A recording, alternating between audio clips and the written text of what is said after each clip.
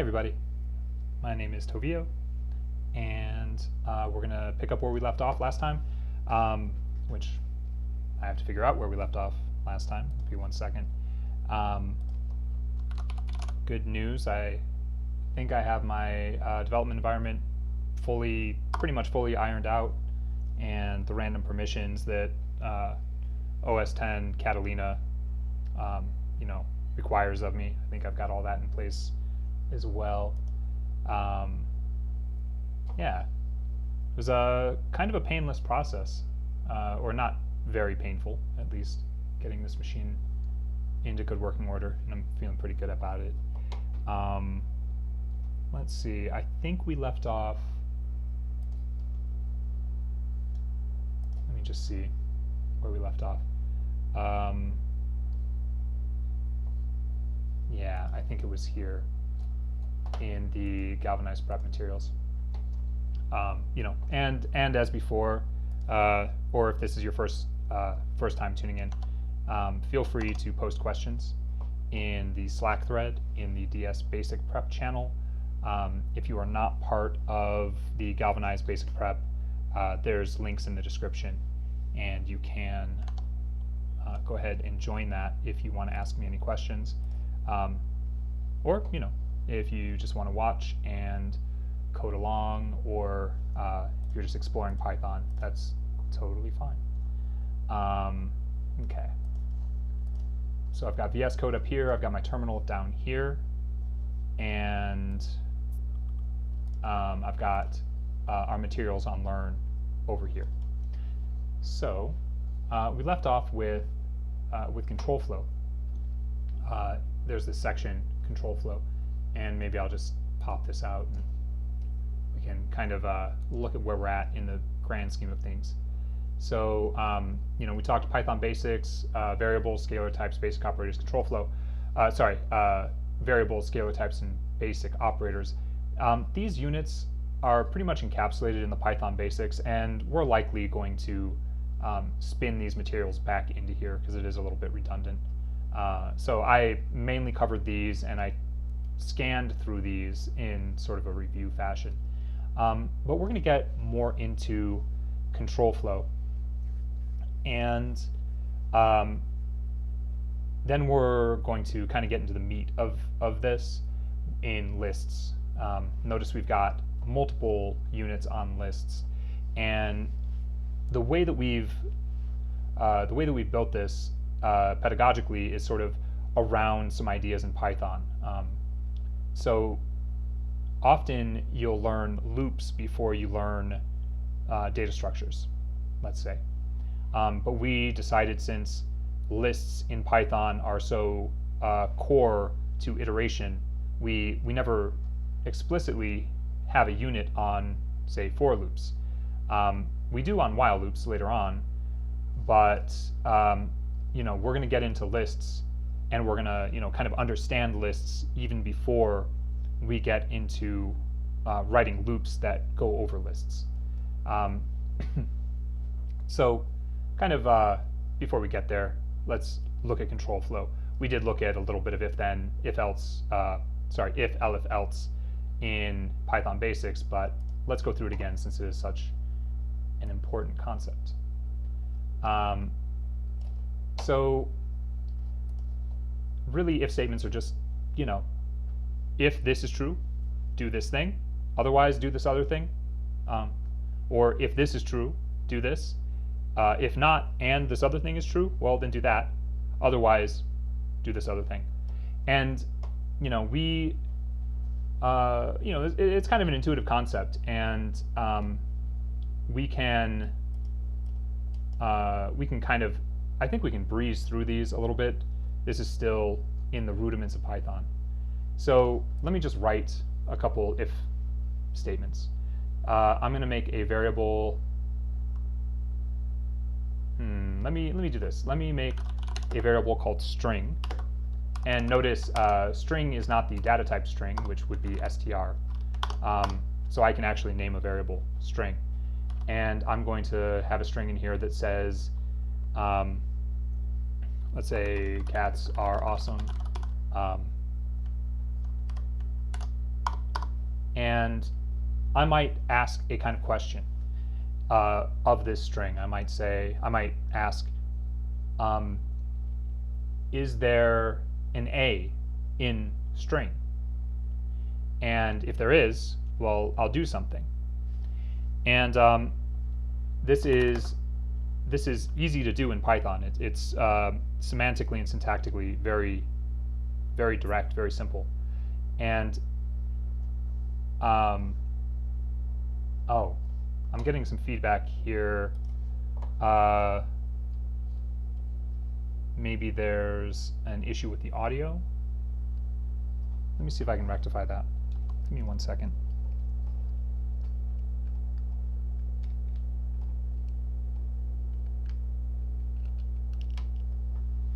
So I'm going to try to work on my audio here for a second.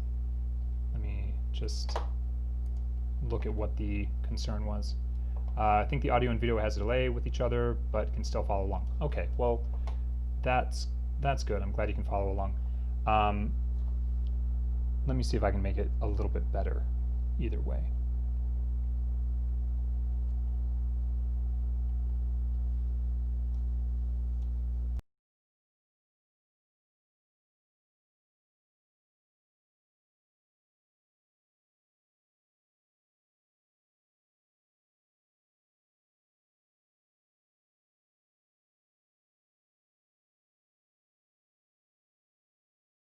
Looking at it, of course, we know there's an A in there. So maybe I'll just actually check. If there's an A in string, then print the string. And if there isn't an A in string, otherwise, we could say here, otherwise, why don't we just print, let's just print there is no A. And I'll put that in double quotes. Quick aside, if you use single quotes in the outer string, you can use double quotes in the inner string and vice versa. Otherwise, you have to actually escape these using the backslash. So why don't I run this, see if this is, and apparently cats are awesome. So why don't I try a different string?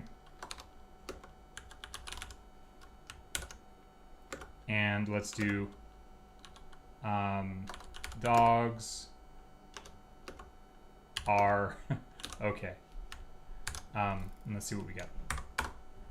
There is no A, and that's because there's no A in the string.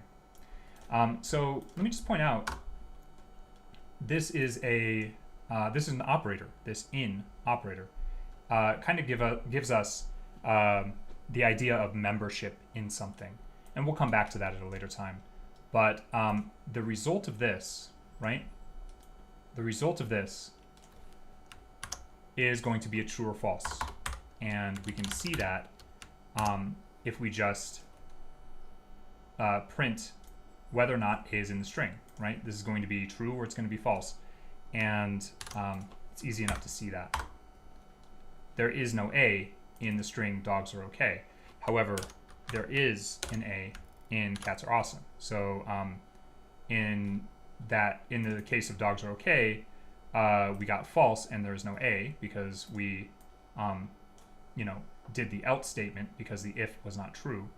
And in this case, it's true and cats are awesome, right? So I've got a question here. It's a really good question, in fact, and I want to answer it because it's the kind of question that will hopefully clear up some other kinds of confusions that come up quite a bit.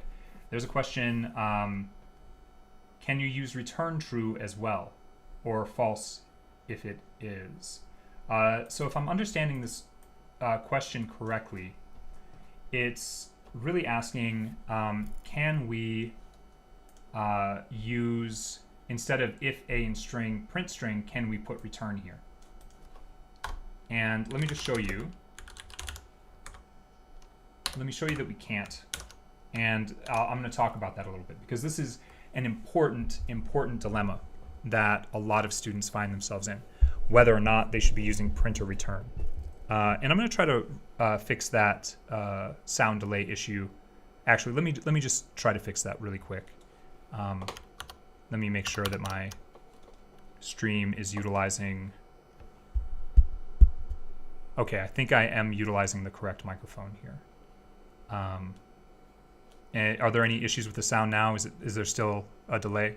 If there is, I'm just going to keep going, but hoping that there isn't now.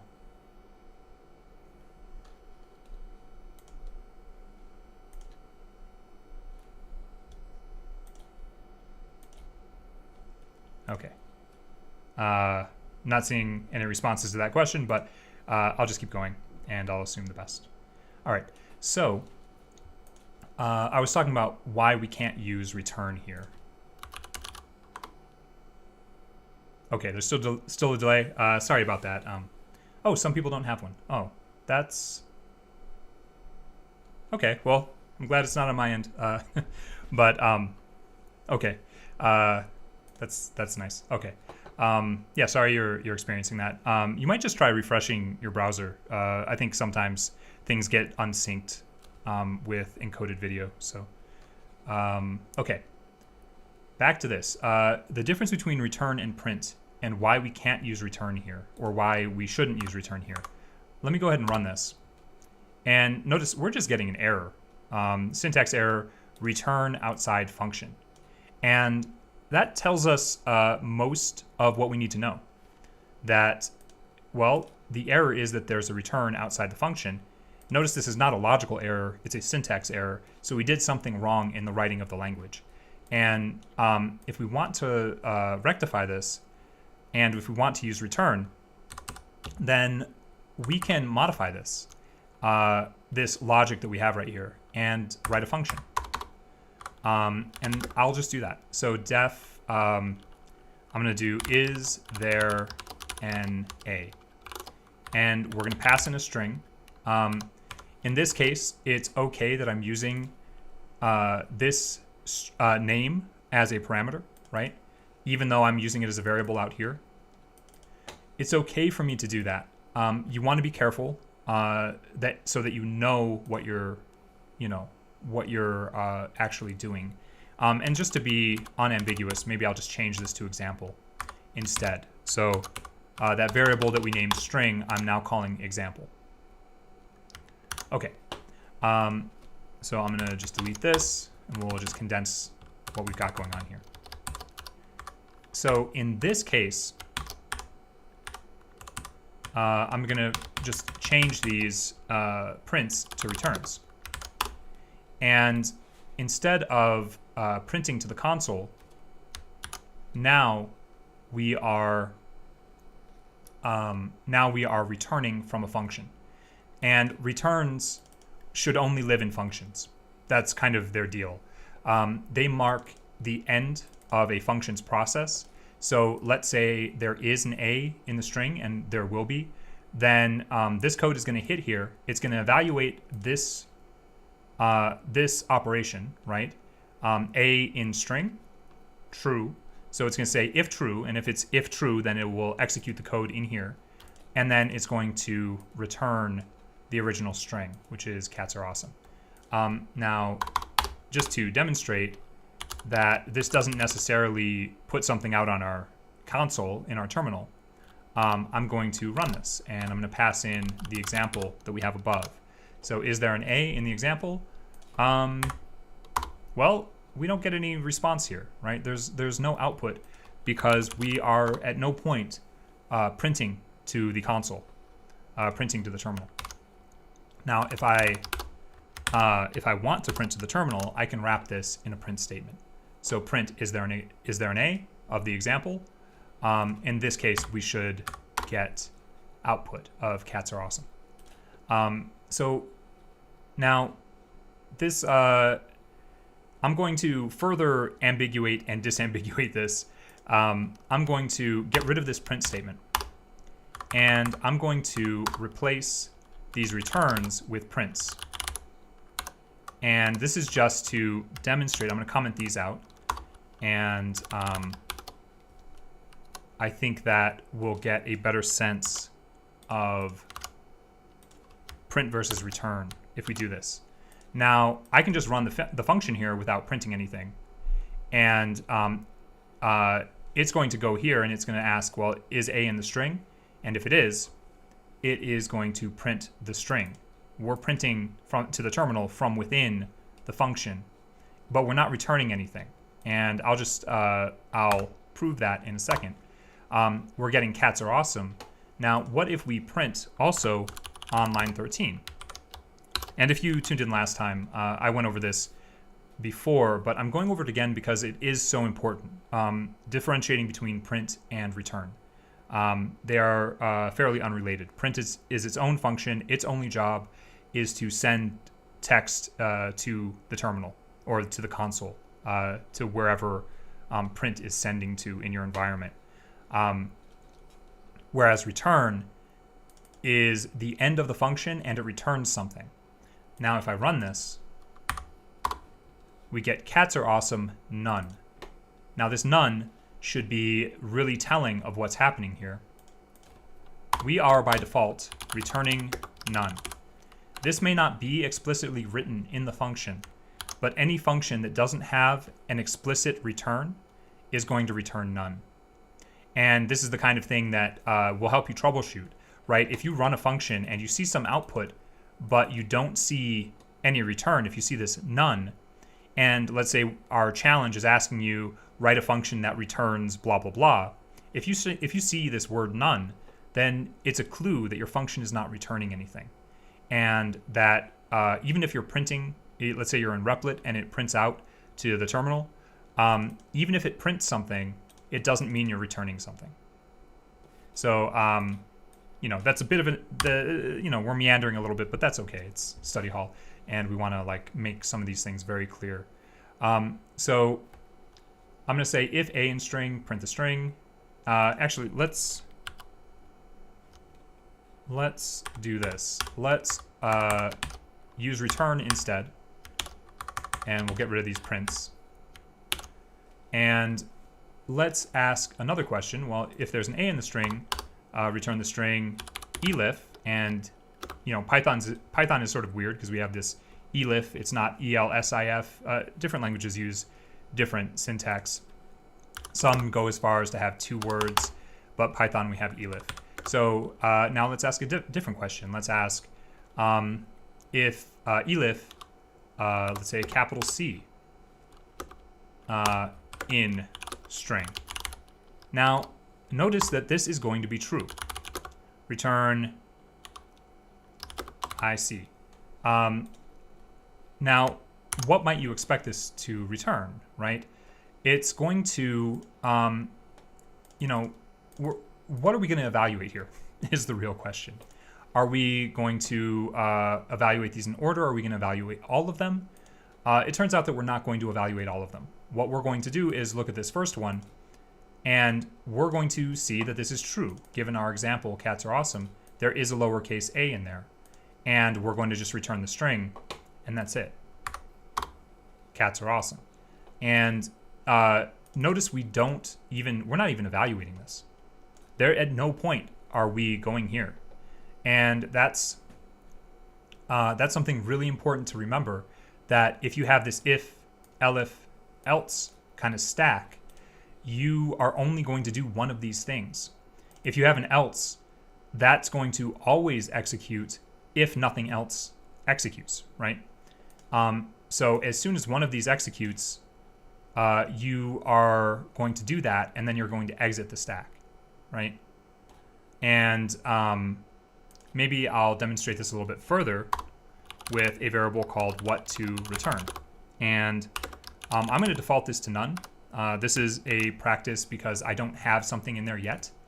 And depending on which condition is met, I am going to put something in here, right? So if A is in the string, then what to return gets the string. Else if C is in the string, capital C, what to return is IC, else what to return gets there is no A. That's in the case that our string does not have an A. So we know what's going to execute here. It's going to be this variable assignment of the string into what to return. And then let me just return it. I'll return what to return. And this is going to have the same exact behavior. It's just in this case, instead of returning from within the conditional, within this if-else stack, we're assigning a variable, we're assigning a value to this variable, what to return, and then we return that after our if-else. So you can see pretty clearly that if we execute lines 7 and 8 in this if-else stack, we immediately go to the next line. We don't even look at elif, we don't look at else. We just go here and then we go to the return, what to return. Let's say you wanted, let's just back this up to what we were looking at before and have these returns. If we're looking at this, what if we want both if and elif? What if we want both of these things to run in the event that we have this? This is a little trickier, and the first thing I would say is, well, we're going to need to modify how we think about this. And let's say we want to run, we want both of these things to run. We want to get a message where we return a string, the original string, and we want to return this, IC. And if there is no A, we also want to return that. Well, this is going to look like 3 distinct if statements. And the way I'm going to do this is if A not in string. But as I said before, if in the case where we run a return, that's the end of our function's operation. So if I run this right now, even though we've got these 3 distinct if statements, we're still going to see cats are awesome and that's it. We're not going to ever run this if C in string or if A not in string. These are never going to happen if this line 6 runs initially. And people get kind of caught up in this. It's a place where people get stuck and they don't necessarily know, well, how do I do all of these things? Well, let's think about that. Let's think about how to do that. This is going to be a little bit getting ahead of ourselves.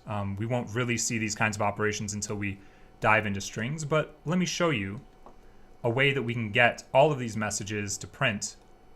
And I'm going to do that by creating a string called output string, and I'm going to make it an empty string like that.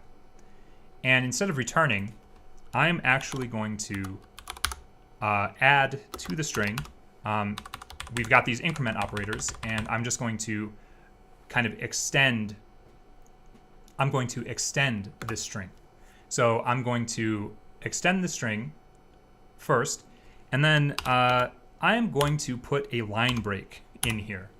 And you may not have seen this before, but you're going to see it over and over again in coding, especially with Python, because Python is amazing at text processing, as it turns out. It is a go-to language for processing text, and there are great libraries for it. Yeah, I'm all about it. So what I'm doing here is I'm packing in our output string, which should be called output string, not output. And I'm putting the original string in there, if this is true. And then I'm putting a line break so that when we print the return value down here, we're going to get the line breaks in the result. So let me just grab this little bit here. And if the C is in the string, then output string is going to get IC. And then I can do the same thing down here. So not all of these things can be true, right? This if A in string and if A not in string, those two things are mutually exclusive, aren't they? So I'm going to demonstrate that this works first, and then I'm going to change the code a little bit so it looks and maybe feels a little bit better. And it'll be pretty simple to see that. So the last thing I need to do here is I need to return the output string. And let me make that a little bit smaller so we can see it all. All right, so notice what we're doing here. Let me go ahead and run this. And notice down here it says cats are awesome and I see. Now let's run, let's change our example to, instead of dogs, let's make it cogs are okay. And notice which of these if statements are going to evaluate to true. This one will not, right? If a in string, there's no a in this string, dogs or cogs are okay. There's no a in there. But there is a capital C in there, and we can see that there is not an a in the string. Therefore, this line 14 will also evaluate as true. And let's see the message we get out of that. I see there is no a. Oh, notice I forgot to do something here. I forgot to put our line breaks here. And so let me run that again. I see there is no a. So this is one way we could write this. And if the order of these is important, then I would argue this is the way to write this with these three distinct if statements. But if it doesn't matter if IC comes before there is no a, maybe it could be there is no a before IC, you know, then we can do something up here where we just say, well, if a in string, well, because these are distinctly, these are distinct events from each other, we can actually do an if else here and not check for membership of a in the string. And we can have an if else here and then have our if C in string. But notice this is not the same logic. This is not the same procedure anymore, because now we're not guaranteeing this order, right? So we're either going to get the string and then IC, or we're going to be getting there is no a and IC. So let me just run this. This is not equivalent to what we just saw before. So let me, I'll just snag this, and then I'll back us up, and we can just look at them side by side and see that these are not the same logic. I believe that's what we want. Yeah, okay. So notice these are not the same, these two things side by side, because we're going to get a different order of the output.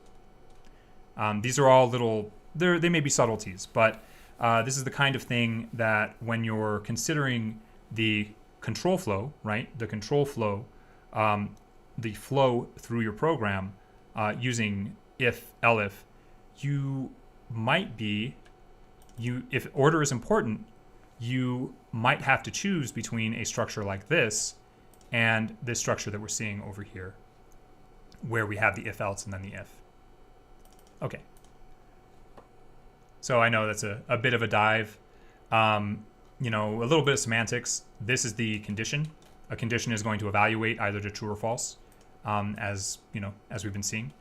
And you know, this is really, I think, most of what you need to know about control flow. Obviously, we're using strings here, but we could do this numerically. We could come up with a completely different system that has, you know, Booleans based on numbers. And we did that in the last study hall. I think we were doing divisibility, which is kind of a classic way to consider a lot of these things. Let me see if there's, okay. I'm just looking at our challenges to see if there's anything in here that we might dig into.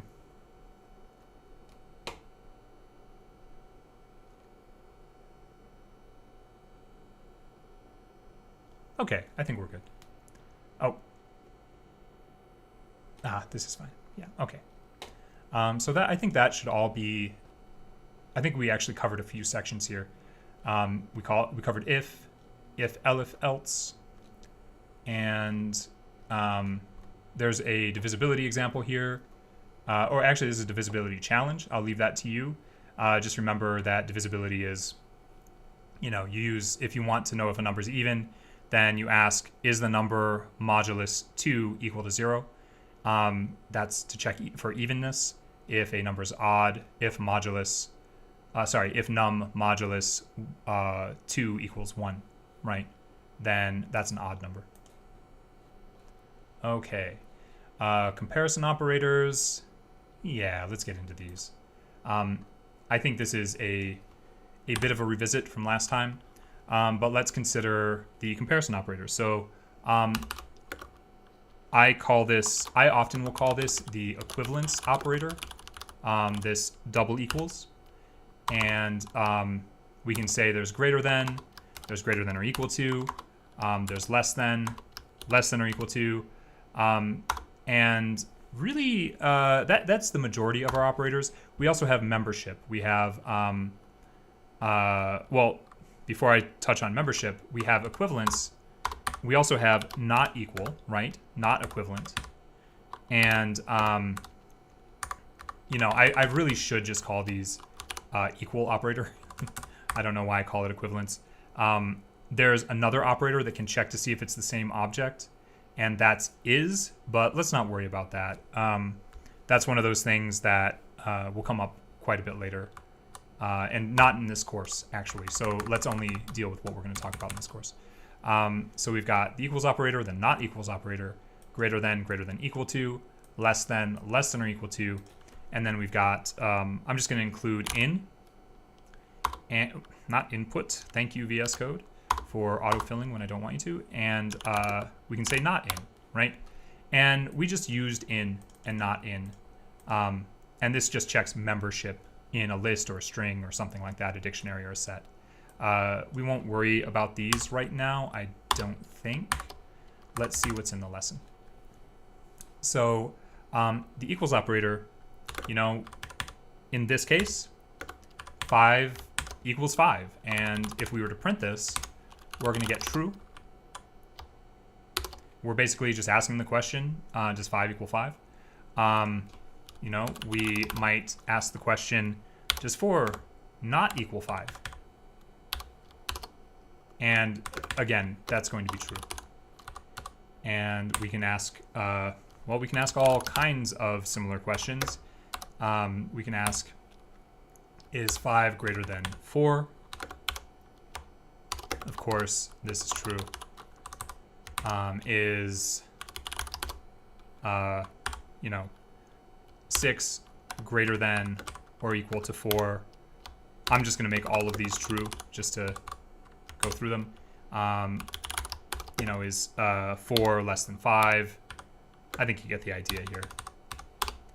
At the end of the day, what we're getting out of any of these, you know, comparison operations is a true or false, right?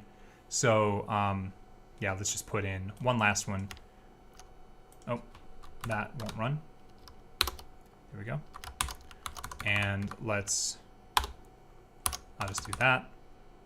Is 4 less than or equal to 5? It is. Is 5 less than or equal to 5? It is. So all of these in their present form are true. And of course, if the only other thing that these could be is false, right? And that's as easy as, you know, changing to the complementary operator. Is 4 greater than 5? Well, that's false, right? Pretty straightforward, I think. You know, these kinds of operators you're going to use all the time in your control flow. More often, these are going to be variables, not actual hard-coded values. When I say hard-coded value, it's just the actual number or the actual string or something like that. Oh, and let me demonstrate this too. We can have a string, and we can compare that. We can compare a string to another string. Maybe that's not surprising, maybe it's not a mystery or anything like that. But we don't have to compare letter by letter. We can compare one string to another string, and this will also evaluate to true. Now, this will not. So lowercase ant versus uppercase ant will evaluate to false because these are two different letters, right? They're encoded differently, and you're actually checking the encoding of each letter when you make this comparison. So let me see what else is in here. Yeah, we've got these challenges that is old enough to drink, is old enough to drive, and then is old enough to vote, is old enough to drink and drive. And before you think that this is not politically correct enough, which some people have first said, hey, I don't think this is politically correct. Well, when you read through the problem, you'll see why this challenge is in the form it is. It's just a little logic joke. So, yeah, these are all just comparison challenges. They're pretty easy to go through. And they are functions. So be ready to write a function. You know what? Let me do one of these just to demonstrate it. Let's do challenge 2, is old enough to drive.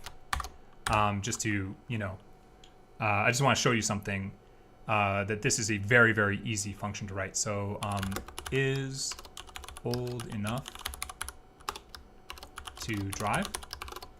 And we're putting it in the age. And this is as simple as, well, returning the Boolean, returning a true or false. So we can return the comparison directly. We can say return whether or not age is equal to 16. I don't know if 16 is actually the legal age in all states. I'm assuming it. Yeah, I have no idea. I'm not even going to speak to that because it is not relevant. So you can just do this. You might be tempted to say, something like, well, the result is that, and then return the result. This is logically equivalent, and it's not. This is not wrong. This will work. But if you're going to do this, well, you might as well just do this, right? This is going to return true or false. Notice it'll complete this operation and it's going to return whatever value that is. And, oh, you know what? I said double equals. It should be greater than or equals, right? Because otherwise only 16-year-olds could drive, which is not true. Okay. If I run this, we passed that test, ran 2 tests, and we passed them. So it's probably checking for 16 and checking for 21 or something like that. So that should be most of what you need to solve these challenges. They're pretty straightforward.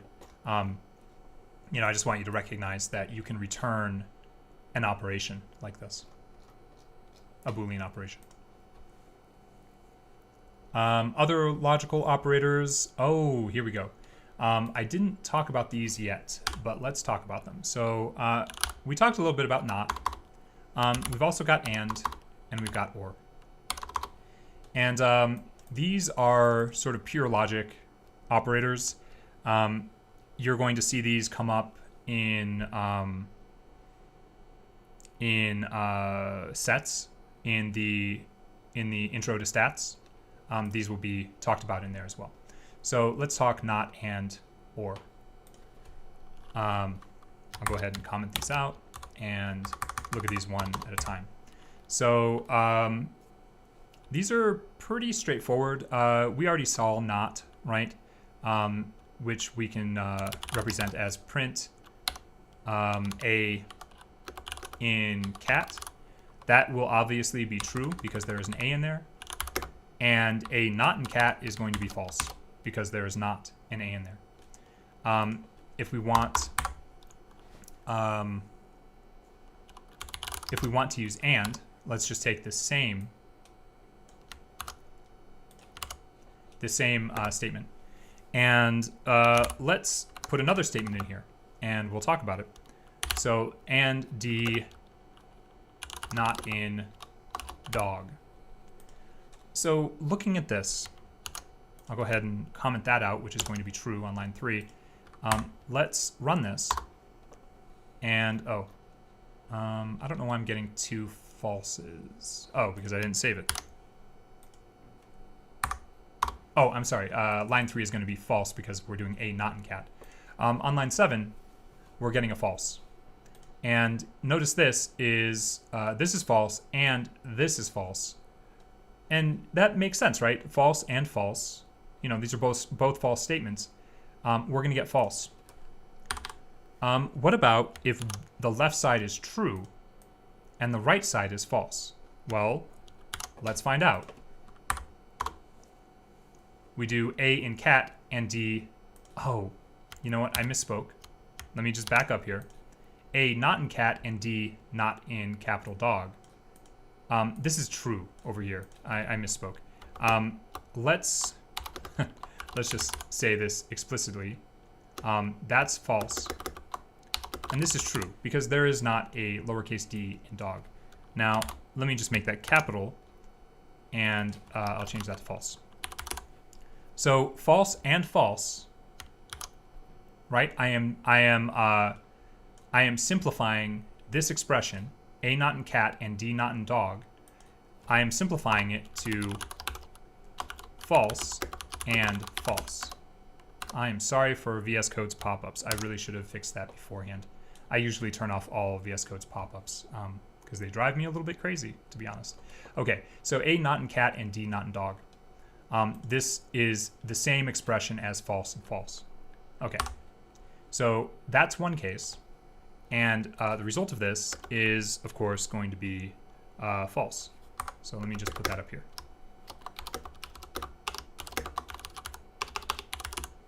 Now, what if we change this? What if we do A in cat? Well, that's going to be true, isn't it? And I'll just say true. This is still false over here. And let's see what we get. Right? There is a capital D in dog. There is a lowercase a in cat. And we get false. You know, this may not be surprising, but I'm making a point here that is sort of a, you know, just like the foundations of logic kind of point. So A in cat and D not in dog. The other scenario we could make is false and true. So why don't I modify these to accommodate that? A not in cat and D in dog. And of course here we're going to get false as well. And there's actually only one other possibility here. And that's that both of these are true. Right? So, and D in dog, A in cat. This is, since this left side is true and the right side is true, we're going to see a true result. And this is the nature of and. Okay? And is going to look like this. If it's false and false, then the result is false. If it's true and false, it's false. If it's false and true, it's false. If it's true and true, it's true. And, you know, we can extend this to more than two if we're considering this. And I'll just say true. This is still going to evaluate as true because this first statement is true, second statement is true, third statement is true, and the whole thing will evaluate as true. Now, if we have any falses in this kind of and structure, then we are going to get a false. And that's kind of the takeaway of and. You know, both sides of an and statement need to be true in order for the result to be true. And we can compound this. We can do things like, well, let's compound it in a second. And we'll leave that stand for a moment. And I won't go into as deep an explanation of or. What I'm going to say, if we're making a similar comparison here, or if we have these two sides to an or, it's this simple or statement. We're looking at, you know, if this is true or this is true, then the result will be true. And if, you know, if one side of an or statement is true, then it's going to be true. And you can kind of see the relationship between and and or when you're looking at this. It's kind of inherent, isn't it? It's we've got 3 falses and a true, and then here we've got 3 trues and a false. It's kind of this inverse relationship. Something to consider is an AND statement has to check every value. And it has to check every value because if any of them are false, then the result is false. The OR statement just needs to find a single true value in the OR structure. So in this case, because the left side evaluates as true, A is in cat, Python never actually looks to the right side. Python never looks at this because the left side is true and it looks at this OR and it's like, oh, okay, we're good. And then it moves on. This is a true thing in a lot of languages. We don't have any executable code on this side. We just have a comparison being made. But in our runtime, Python never actually runs this if this left side is true. Okay. Now, this gets more complex, and we're going to have to think about this complexity more and more often, as we get into more complex procedures. So why don't we consider something like this? And I'm going to type out an expression, and when I'm done typing, I'm going to see if one of you, without printing it, if one of you can take a quick guess as to whether or not this is going to be true or false.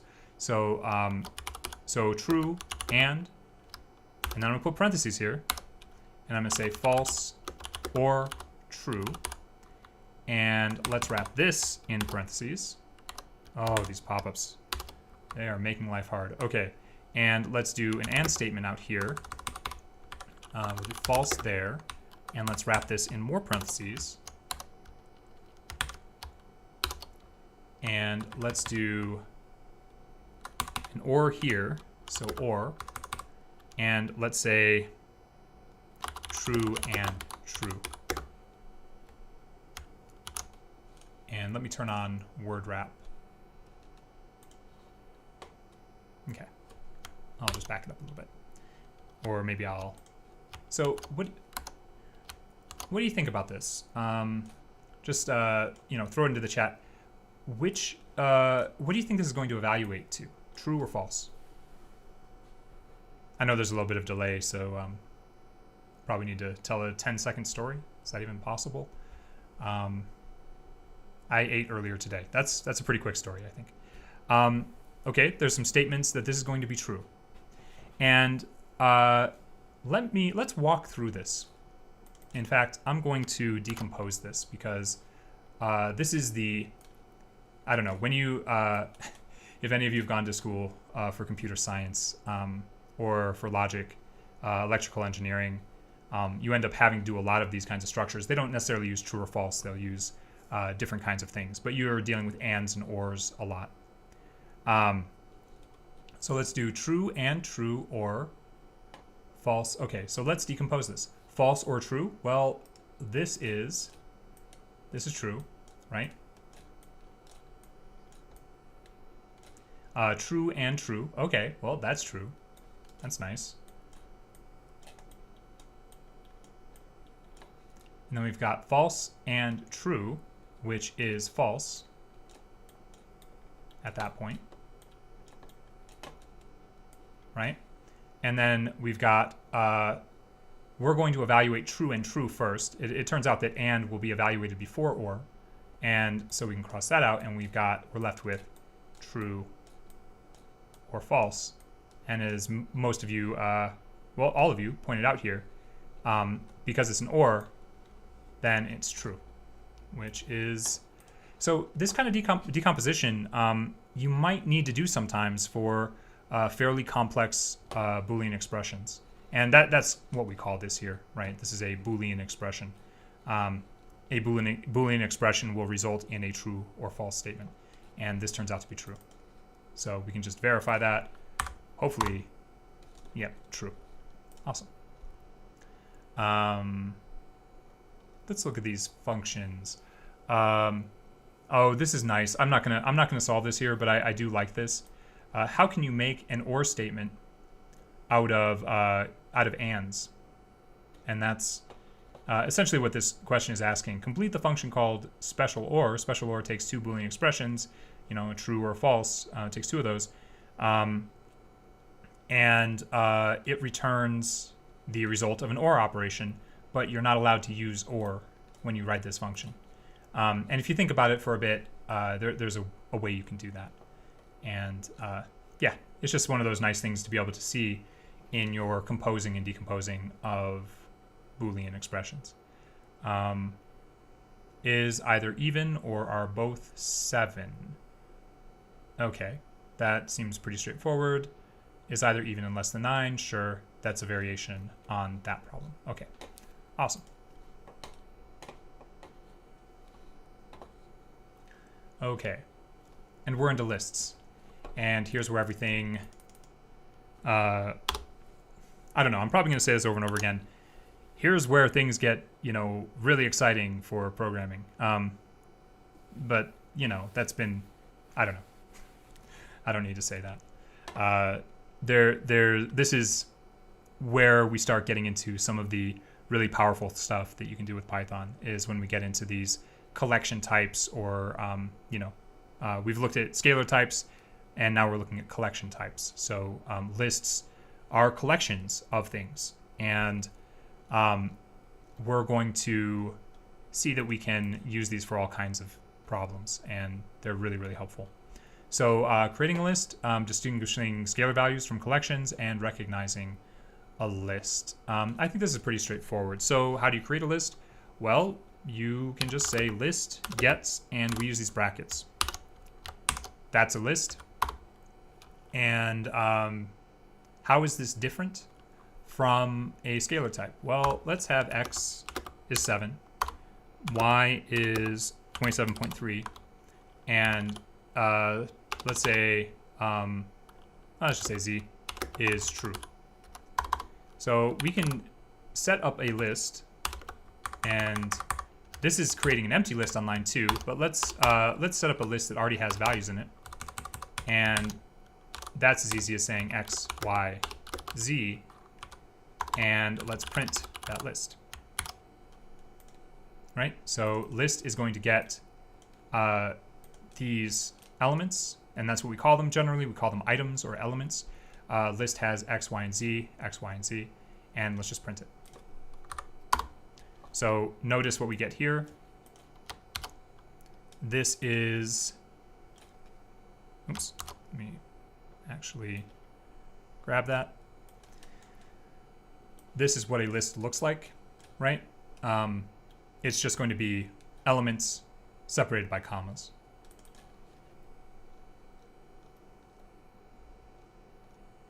Now, I think that's everything. Okay. So that's one list that we made.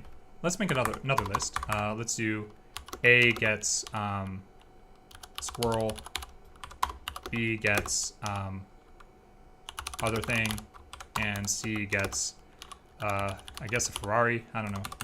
And let's make a second list called list 2, and this is just going to be A, B, C. So that's essentially the same thing we've already done. We took 3 values that we assigned to variables, and we populated a list with them. And then we took 3 other things, and we populated 3 more variables, A, B, C, with these strings. And we get, if we look at the result of list 2, what is in list 2, I don't think we'll be surprised by what we see.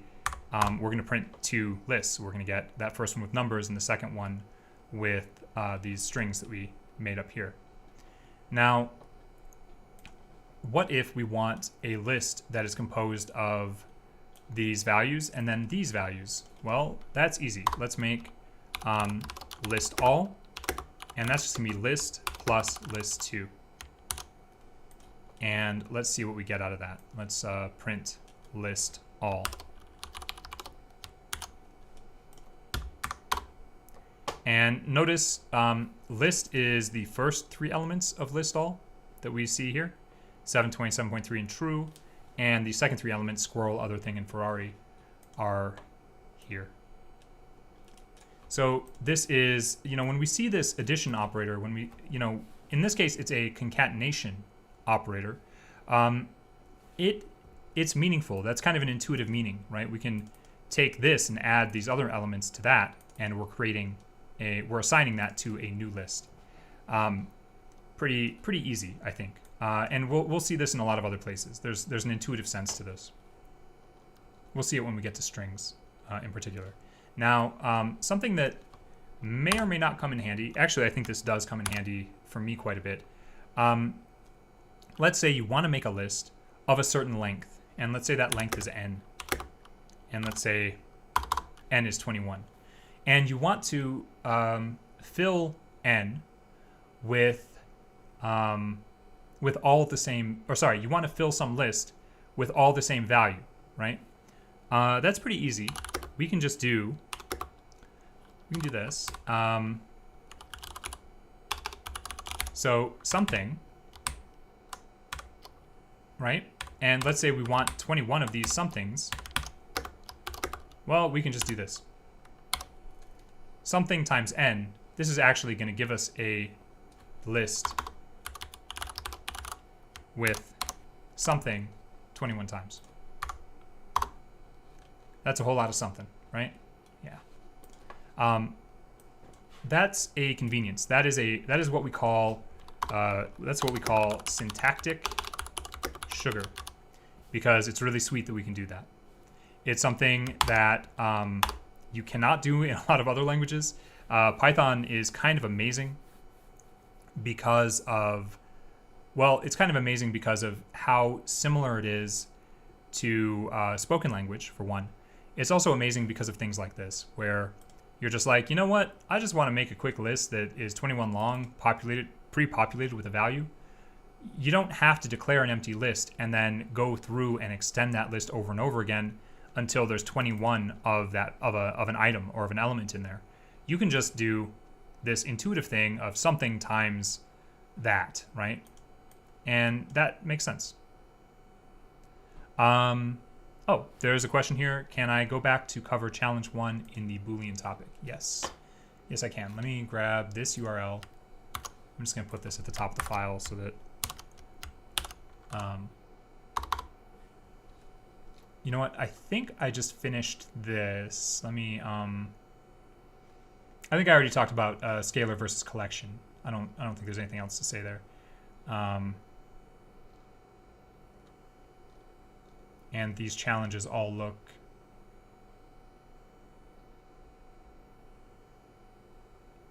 this is a cool challenge if you're just getting into this. Declaring lists. Why don't I just do this one, and then I'll jump over to challenge 1 in the Boolean topic. So let's do that. I'm going to, so this is saying create a list named my repetitive list that contains the sequence of uppercase letters A, B, C, D, E in alphabetical order. I don't have to write a function here. If our challenge wants you to write a function, we'll say that. What we're going to do here is just write my repetitive list. And remember, we want A, B, C, D, and E, I believe. And we want this list to repeat this 15 times. And it's that easy, right? So that is super easy. I could even take this into a two-step operation. And let's say I have, this is my alpha list. And instead of declaring the list in here and multiplying it, maybe I can declare it out there. And then I have these two things. So here's my, my components, and then I'm going to repeat those 15 times. So I can just take this.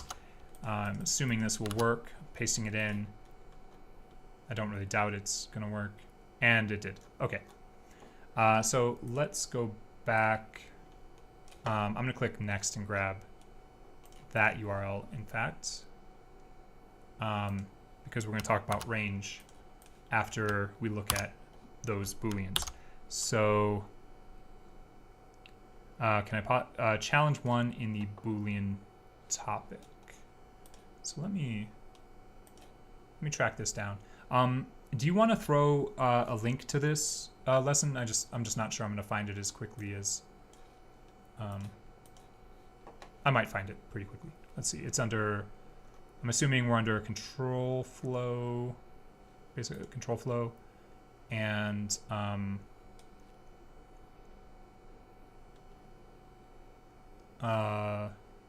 actually, could you put a link to it?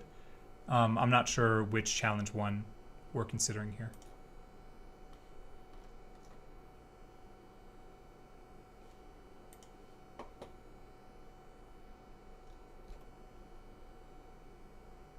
Oh, I'm going to assume we're looking at this one, the special or, the one that I said that I wasn't going to do because I was going to leave it to y'all. But I can go ahead and do it. I think it's kind of a cool problem, and I like these kinds of problems.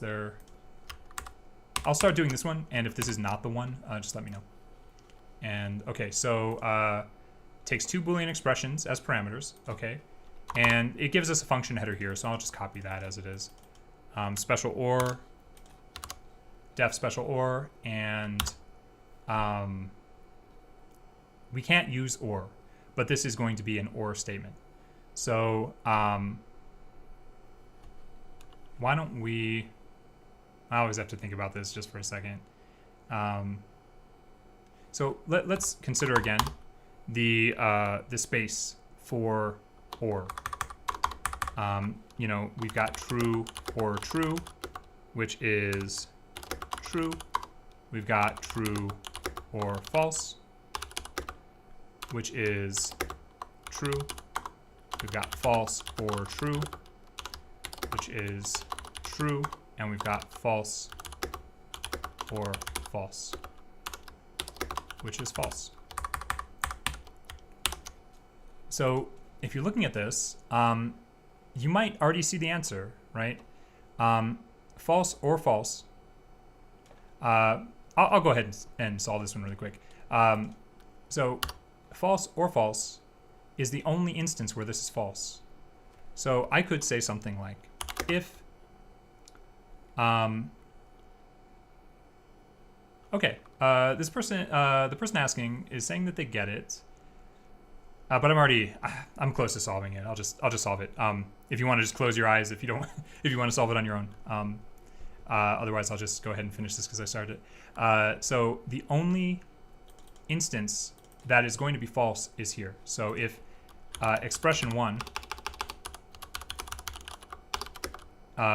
is false and expression 2 is false, then return false. And in all other circumstances, I can either say else here. That's how most people would do it. Otherwise, we're going to return true. I usually will do this.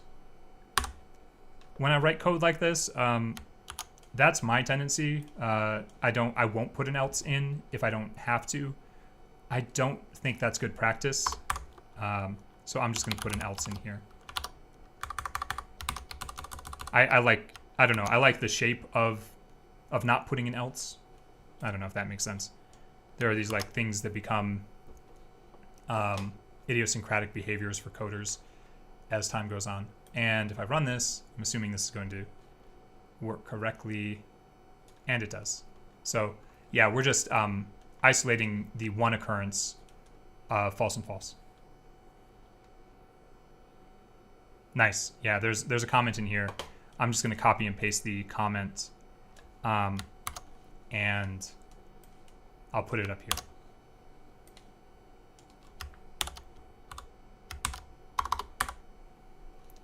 So this is nice, right? If we let me just drill into this a little bit because I think it's cool. So let's say A is true and B is also true, and let's just evaluate these as we go. So so what we've got here is true and true, which if we're looking at this, true and true is true. We know that. if we have not true and or not true, then not true is false, or not true is false. So false or false is in fact false. Not false is true. So you can see these decompositions pretty easily. If you do a computer organization class, if you have done or will do, you end up doing a lot of these, but usually do them in the context of a circuit as opposed to a logical expression. And if you feel like processing this one with a true and a false, you'll see that these are consistent points of view. Okay, so let's go back to range. And again, I was tempted to say, and this is where Python gets really exciting.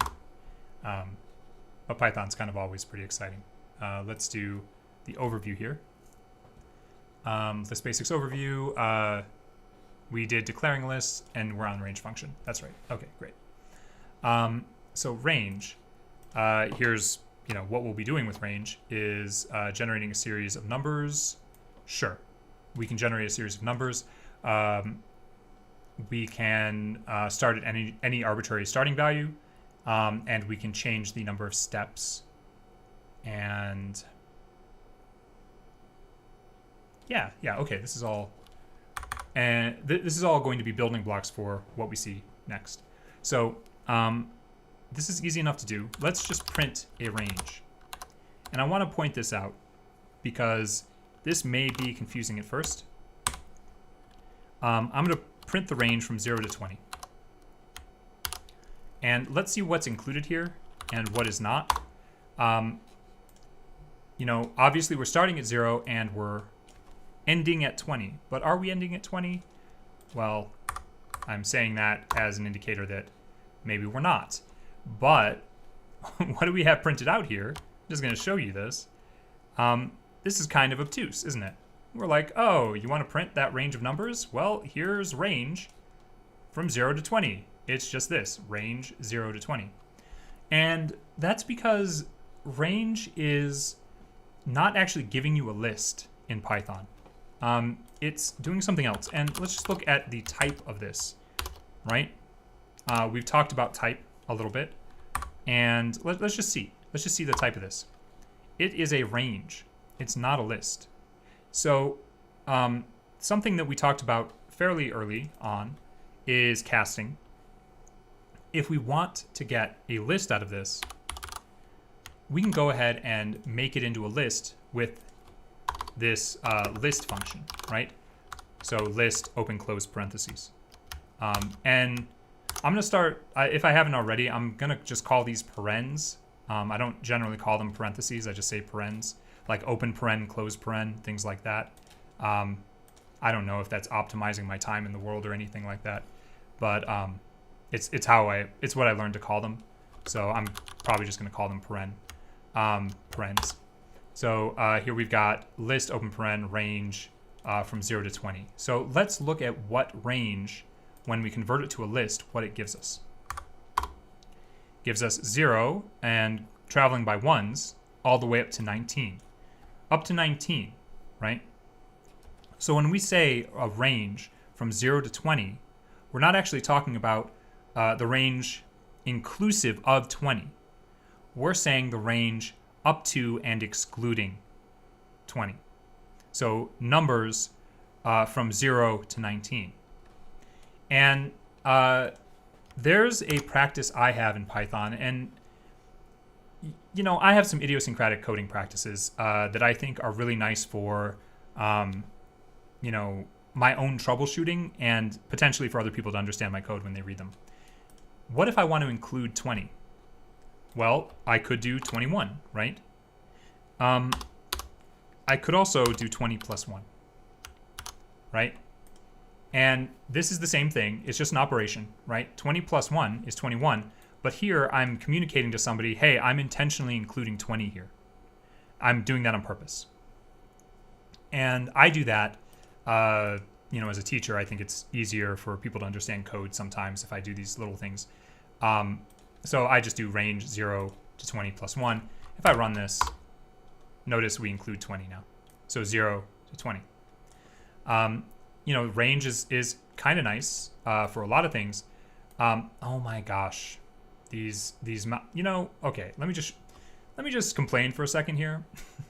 Who wants this? Who wants a little novel about the class range when they mouse over something? I know I can turn this off. It'll take me like 3-4 minutes to figure out how to turn it off. I'm not going to do that yet. I'll wait until after the stream. So I'm wasting time complaining about it, which I feel is important to do for the reason that there are a lot of things in this world, in programming, in this world of programming, where somebody made a decision about what everybody else wanted, and we're all using these tools, by default, that are doing things that we might not want to do. I can definitely turn it off, but I just want to complain about it first. Okay, so let's say we want to travel in other steps. So essentially, what we're looking at with range here is we're traveling by 1, right? We're going from 0 to 20 plus 1, so we're including 20. And we're going by steps of 1. And we can put that in explicitly, and of course, we're going to get the same result, 0, 1, 2, 3, up to 20. We can also travel by steps of 2. And it shouldn't be too surprising what we get there, 0, 2, 4, 6, 8, all the way up.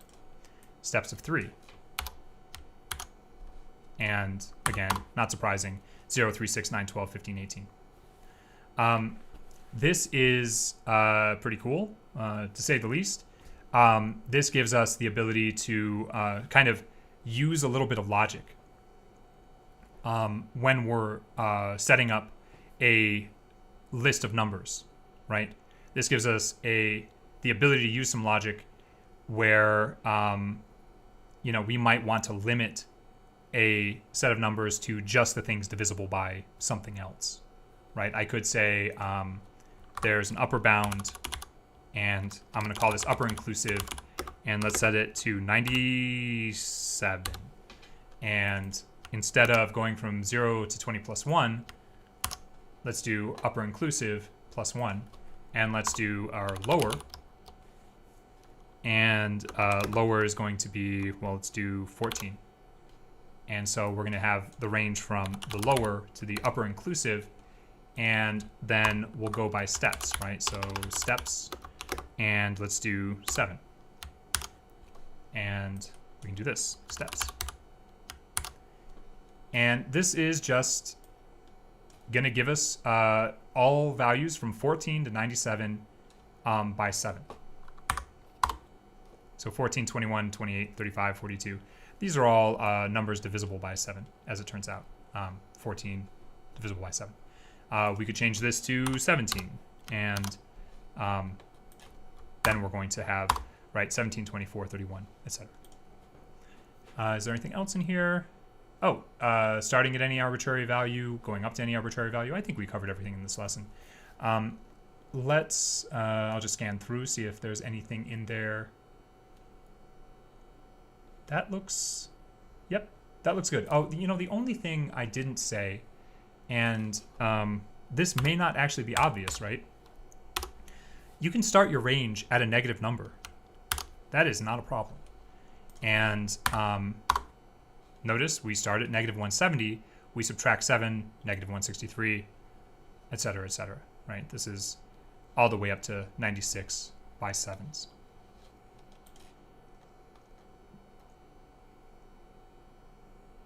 Cool.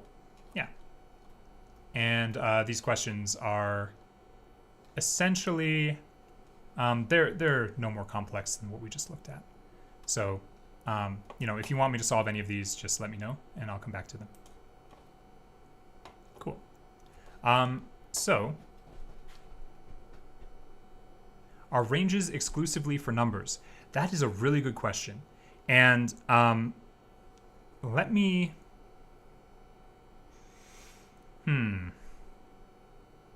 I don't want to mislead you in an answer. I'm going to just say yes. So a range is only going to generate numbers, right? That is the case. It's only going to generate integers. So that's something to realize. A range will only give you integer values from a lower to an upper bound by certain steps. And I'm saying this in a way to be like, I don't want to mislead you, because I could answer this question with a no and give you an example of no. But if we're just talking about range as being range on its own type of object, its own type of class, then what I'm going to say is yes. Ranges exclusively are for integer values.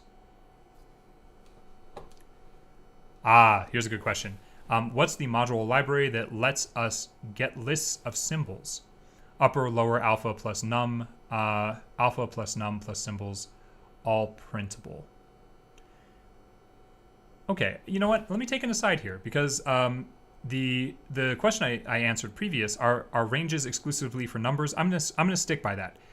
Ranges will only generate integers. Okay, in some range from a lower to an upper bound by some kind of steps. And what I'm gonna say also, and let's use this as a segue into accessing list values. Hopefully. Let's say I have some list and it's some animals, and let's say cat, dog, penguin, I don't know, tadpole, frog, why not? Eagle. I just think eagle versus shark. Muppet. Okay, I think that's good.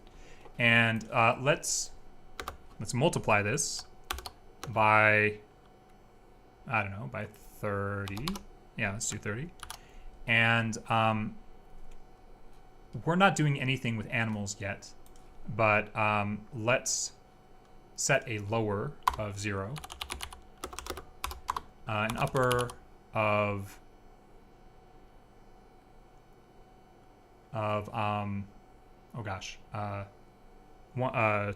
240, and you probably, some of you probably recognize why I'm choosing 240. Let's do steps, and we'll do steps by 3. Okay. So if I print this, upper inclusive is not defined. I'll just change this to, yeah, I guess I'll change it to upper inclusive, because that's technically more correct. And if you say upper inclusive, you're implying that you're going to be including it. So, okay. Oh, you know what? I probably want to do 239 here. And you might realize why why I made that mistake and why I want to use 239. But I won't say it as yet. So we're going to go from 0. Oh, we're going by steps of 3. Let's do steps of 1 to start. So this is 0 through 239, pretty obviously. Now, let's also print animals. And I think what you'll see here is that we are just repeating these values. And let's we haven't seen this yet, I don't think. Let's print the length of animals. So this is how many elements are in that list. Let's find out. There's 240, right? Keep in mind that we use 0 indexing. So this is 240 items, which means we have indices from 0 up to 239, right? That's why I changed this upper inclusive to 239 from 240. So we can print the length of animals. Now, what if we change the steps to 3? If we want to use this range to print indices to print, if we want to use that range to determine what indices we want to print from animals, there's a way we can do this. And this is kind of getting ahead of ourselves, but then we'll go back in and build this out from kind of first earlier principles of lists. So instead of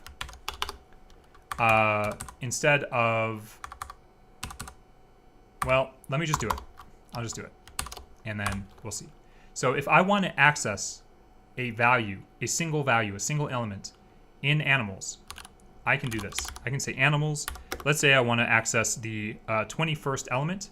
That's going to be animals sub 20. And if I print that, well, we'll see something here.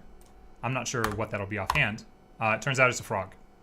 And we want the 25th element, sorry, actually the 26th element, right, because it's zero indexed. Then we can do this. We can do animals sub 25, and that happens to be a dog. Okay, so we've got this logic. And I know we haven't covered for loops yet, but consider this a preview, and then we'll dial it back, and we'll do something, we'll build out from the original principles. So I'm going to say for I in, actually, let's do for index. I'm just going to call it what it is. For index in indices to print. This is going to take every value in indices to print, right? Remember, these are numbers. And it's 0 through 239 traveling by 3. And 239, it turns out, is not divisible by 3. Just so you know. So we're not going to include the final element from this massive list that we've created. Let's just say that. Let's print. This is going to print on individual lines. Each index, each value at each index in animals. So for index in indices to print, we're going to print animals sub-index. And let's see what that gives us. It's going to give us a pattern.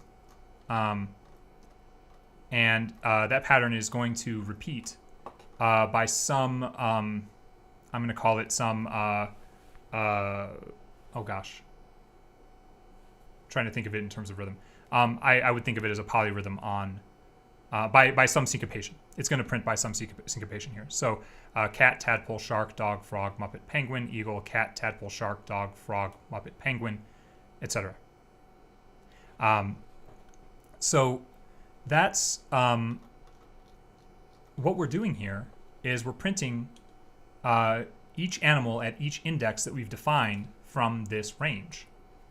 Now, we could do something where we could take this range. Oh my gosh, VS Code. Okay, I might even have to fix this because I am... Okay, you know what? I'm not going to. I'm just going to... We can take this range and we can put it directly into here, right? So for index and range, lower to upper inclusive plus 1, we go by certain steps. And we are going to print the animals at each index. This is going to work the same as what we just did, as we can see, right? So I don't know where we're starting. Let's see. Cat, tadpole, shark, frog, dog, frog, muppet, penguin, eagle, cat, right? Now, we could take this a step further. We could condense this a little bit more. We could actually say, and this may, this is something very nice about Python. This is, again, syntactic sugar. So for each animal, instead of going through a range, we can actually access the element directly. We can say,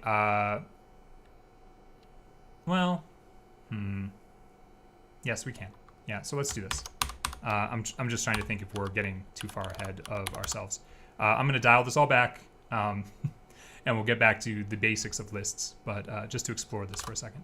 So we're going to go from 0 to the last element, which we can do as such, or we can do 0 to the length of animals, right?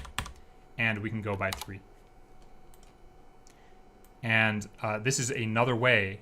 And instead of printing the animals at each index, we can just print the animal, which is the element we're actually pulling out of the list as is. If you've come from another programming language, this is like magic. This is so amazing if you're coming into this for the first time, with Python, if you're seeing these kinds of traversals of iterators, lists are iterators, you're probably like, oh my gosh, I don't know why there are so many ways to do the same thing.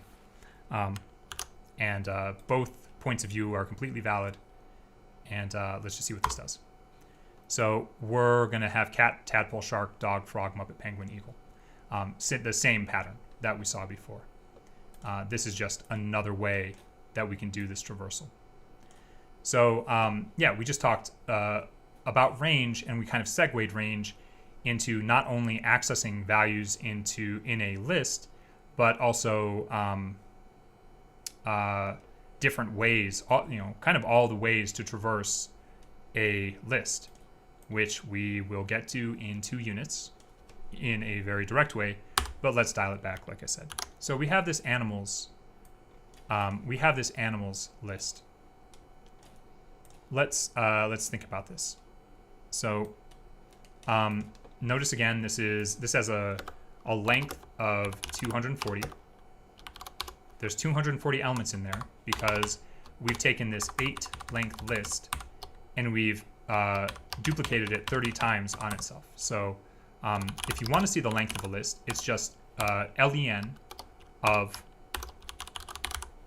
a bunch of VS Code pop-ups of animals. So print len of animals. And we can see it's 240. So that means we have indices from 0 to 239, right? Because we start at 0. So if we want to access any particular value in this, we can do that just by putting in the index. We can say animals sub 36, let's say. And that'll be the 37th element in the list because we start counting at 0. And that is a frog. So that's pretty easy. Now, if we want to access from the back of the list, how would we do that? Well, we can just do a negative value in here. So we should see the last value in the list by doing animals sub -1. And that indeed is a Muppet, which is the last thing, should be the last thing, right? Because we've reproduced this thing exactly 30 times, we get a Muppet at the end.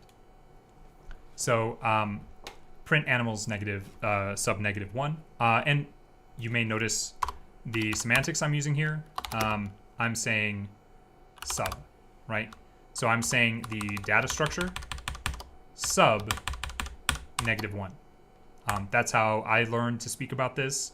And that's from a mathematical point of view, you could say, where, when you're looking at, sigma summation, you often are saying, well, this is B sub 1, C sub 2, these kinds of things. That's how I learned to talk about it. You could say the last element in animals. There are a lot of, depending on how you come into coding or how you want to think about this, there's a lot of different ways to talk about it. My way is not necessarily the standard. It's fairly standard. If I say animals sub -1, most programmers would know what I'm talking about. So what if I want to change the last element in animals from Muppet to feeble? And maybe someone in here knows what I'm talking about by when I say Muppet versus feeble, but probably most people don't.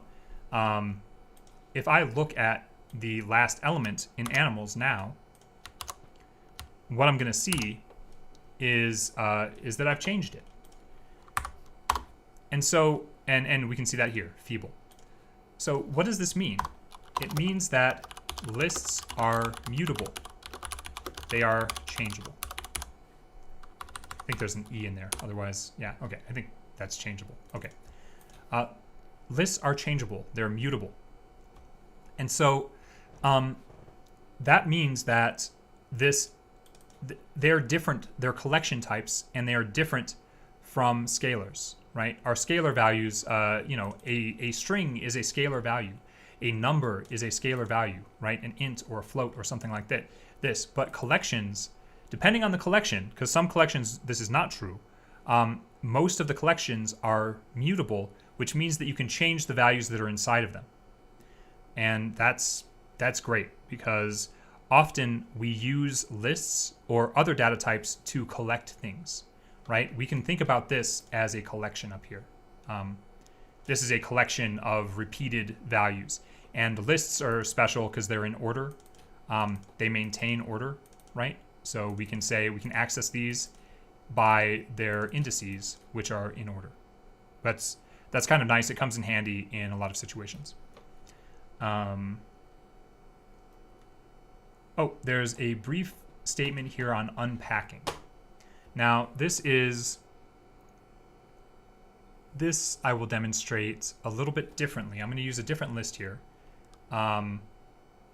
Actually, let me just have a length 8 list now.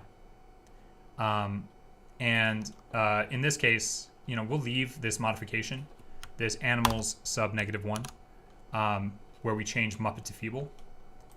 And, just to verify that this is 8, a length 8 list, we can see it. We're printing out 8, so we know that's true. And why don't I'll go ahead and give us some space here. There's this concept called unpacking. And this is going to come up in a lot of different contexts, really. In the context of a list or the context of a tuple, it's just going to be taking the elements that are in the data structure, in this case it's a list, taking the elements in that data structure and assigning them to individual variables. So what does that look like? Well, let's go. Oh my gosh. Okay, all right. And 1, and 2, and 3, and 4, these are all animals, and 5, and 6, and 7, and 8. And maybe I'll just give us some more room so we can see it. I can take all of these elements and drop them out into individual variables by doing this. So this is something you can do. I'm not saying it's something that you're going to do all the time. I'm going to go ahead and print all of these. And I'm just going to wrap them in a single print statement. It's going to look very much like the list that we output before, but it's not going to be a list. It's going to be the individual values separated by spaces. And we can see that here: cat, dog, penguin, tadpole, frog, eagle, shark, feeble. This is unpacking. They're packed into a collection, these values, these elements. They are unpacked into individual names, into individual namespaces or variable names.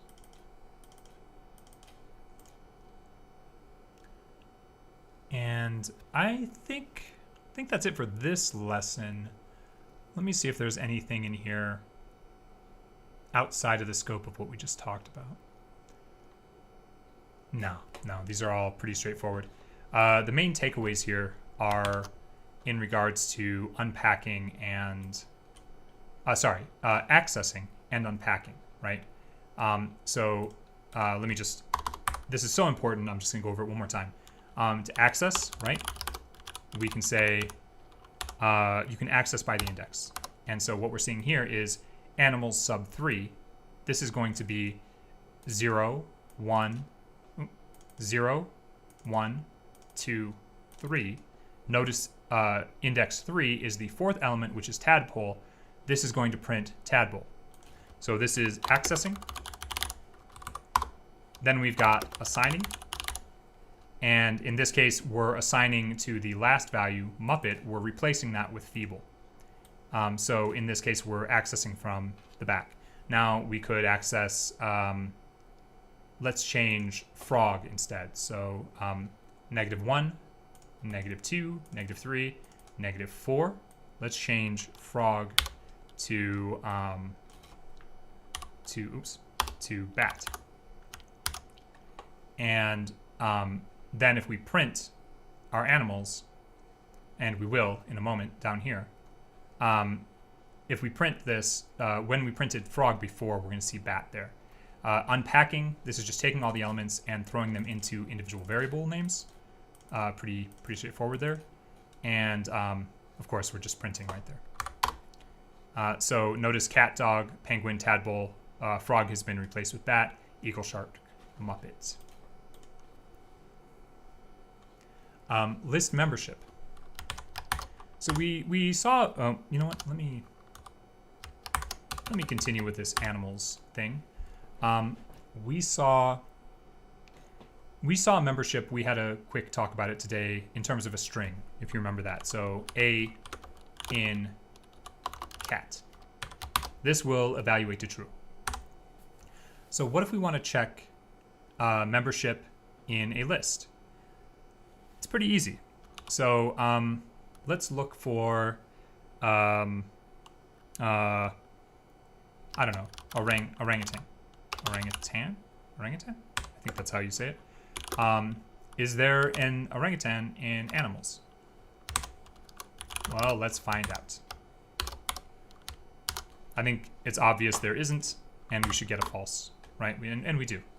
So we can ask that question. We can also ask, is there a frog in there? And there is a frog, so we're going to print that. Membership is basically that simple. Now, we use this quite a bit. So let me just see if there's a certain function, a certain method actually, and we'll talk methods versus functions another time. Okay, cool. Okay, I won't cover the thing that I was thinking about just covering now until we get to the lesson for it. So print frog in animals. This is going to be true. We can also print whether it's not in animals, right? So maybe let's make a function. Let's make a function called has frog. And let's pass in a list. And let's return frog in the list. This is going to tell us true or false, right? Has frog of animals, and I'm pretty sure we're going to see a frog in there, and we're going to get true. And we do. We get true. So I think that's... Is there anything else in this lesson? Nope. That is basically the contents of this lesson. There are some examples, but I think it's good. Oh my gosh. There isn't... I wonder who wrote this challenge. Use the animals list and the in keyword to return a true boolean assigned to the variable is in list. So I believe you're asking us if we can look at number 3 here, this list membership challenge. This does not use a function. I just wrote a function that does this. The way that we can do this, and maybe I'll just grab this. I'll grab this snippet of code, and I will use... Oh, whoops. Let me grab that.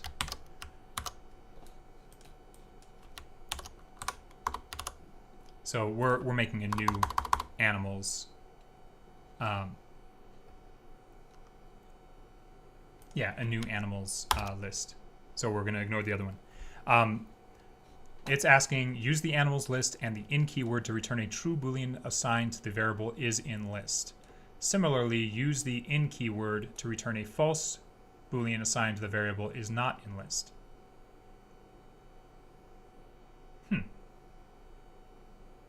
It's a little unclear what this is asking for, isn't it?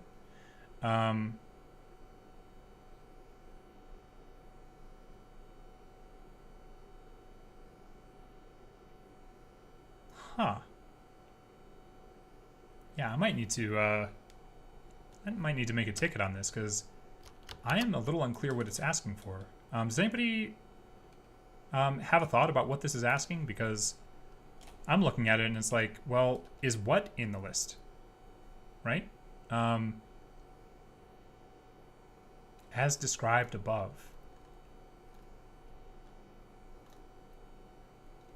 As described above. Okay. I see nothing described above. Let me peek behind the scenes and try to figure out what this is actually asking, because I think we have a bad description here. I might be wrong, but I don't think I am. Just be 1 second.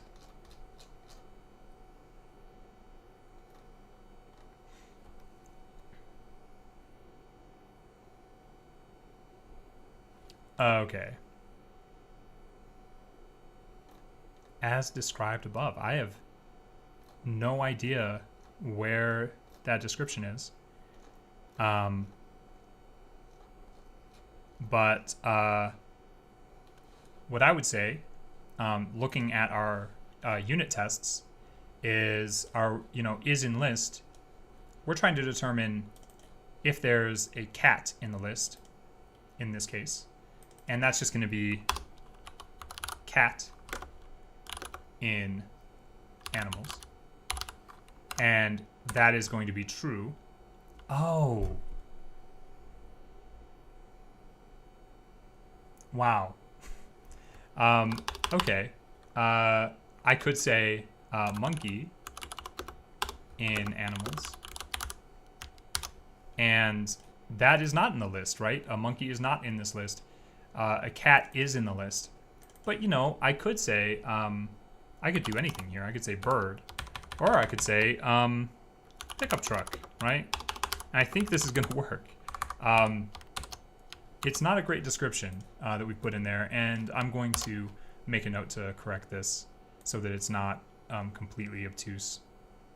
Yeah, see, ran one test. That passed. So essentially, is in list, you're expecting to populate it with a Boolean. It can be from any of these. You could say giraffe in animals, and you're going to get okay on that. And you could say, I don't know, you could say this if you want, and that'll still pass. Yeah, so I'm just gonna copy this, and I'll put a better description in here, and update that after I get off of here. Cool. So yeah, I hope that. Sorry about how obtuse that question is. It's a bit of a weird description, and we'll go ahead and update it so it's a little easier to read. Okay. So list slicing. Let's go back to that list we were generating before, this other list of animals, and let's just multiply it by 10. Oh,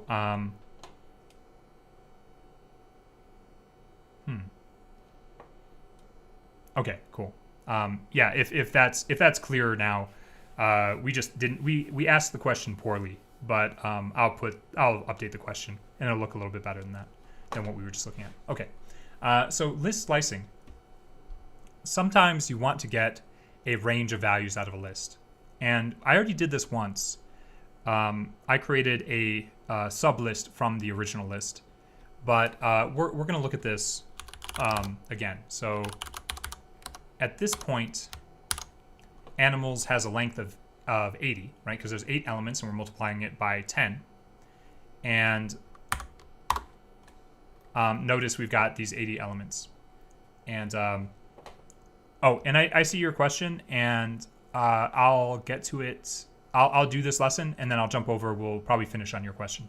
Okay, so if we want to get a sublist from this list, that's really easy to do in Python. And we just use this bracket notation as we've already looked at, right? So we can start at any element by its index, right? We can start at element 10, and we can go up to, let's say we want to go up to element 19 in our sublist, right? So if it's 19, then it's actually going to be 20, because remember, this value on the right is not inclusive. If I want to be explicit about that, I can say 19 plus 1. you know, because then I'm saying, well, we're going up to and including 19, and then plus 1 is our upper bounds not inclusive. Whatever is easier for you. I tend to do this. You know, it's just easier sometimes for me to troubleshoot. Actually, that's really cluttered. Let me go ahead and run that again. So notice we get penguin, tadpole, and we come back again to penguin and do tadpole again. So that's our 10th index. So 0, 1, 2, 3, 4, 5, 6, 7, 8, 9, 10, right, is penguin. And then 11, 12, 13, 14, 15, 16, 17, 18, 19 is tadpole. So we go from penguin, we go through the cycle once, and we get to tadpole. So this is a slice, right? And what we can do with this, we can say that this is a animals slice. We'll just call it that. And that's going to be a different list, right? That's going to be a different list that we can then do things with. And we can just print the animals slice. And if we look at that, of course, it's the same thing. No surprises there. The other thing we can do is we can have a step increment, right? So what if we want only every other value from that? Well, then we'll start at index 10, right? We'll start at, I think we said penguin. We'll skip tadpole, go to frog, skip eagle, go to shark, skip muppet, go to cat, and on. So if I run this, oh, you know what? Let me print this. Let me print the slice. Let's just see what that gets us. And we get penguin, right? Skip tadpole, frog, skip eagle, shark, skip muppet, cat, skip dog, penguin.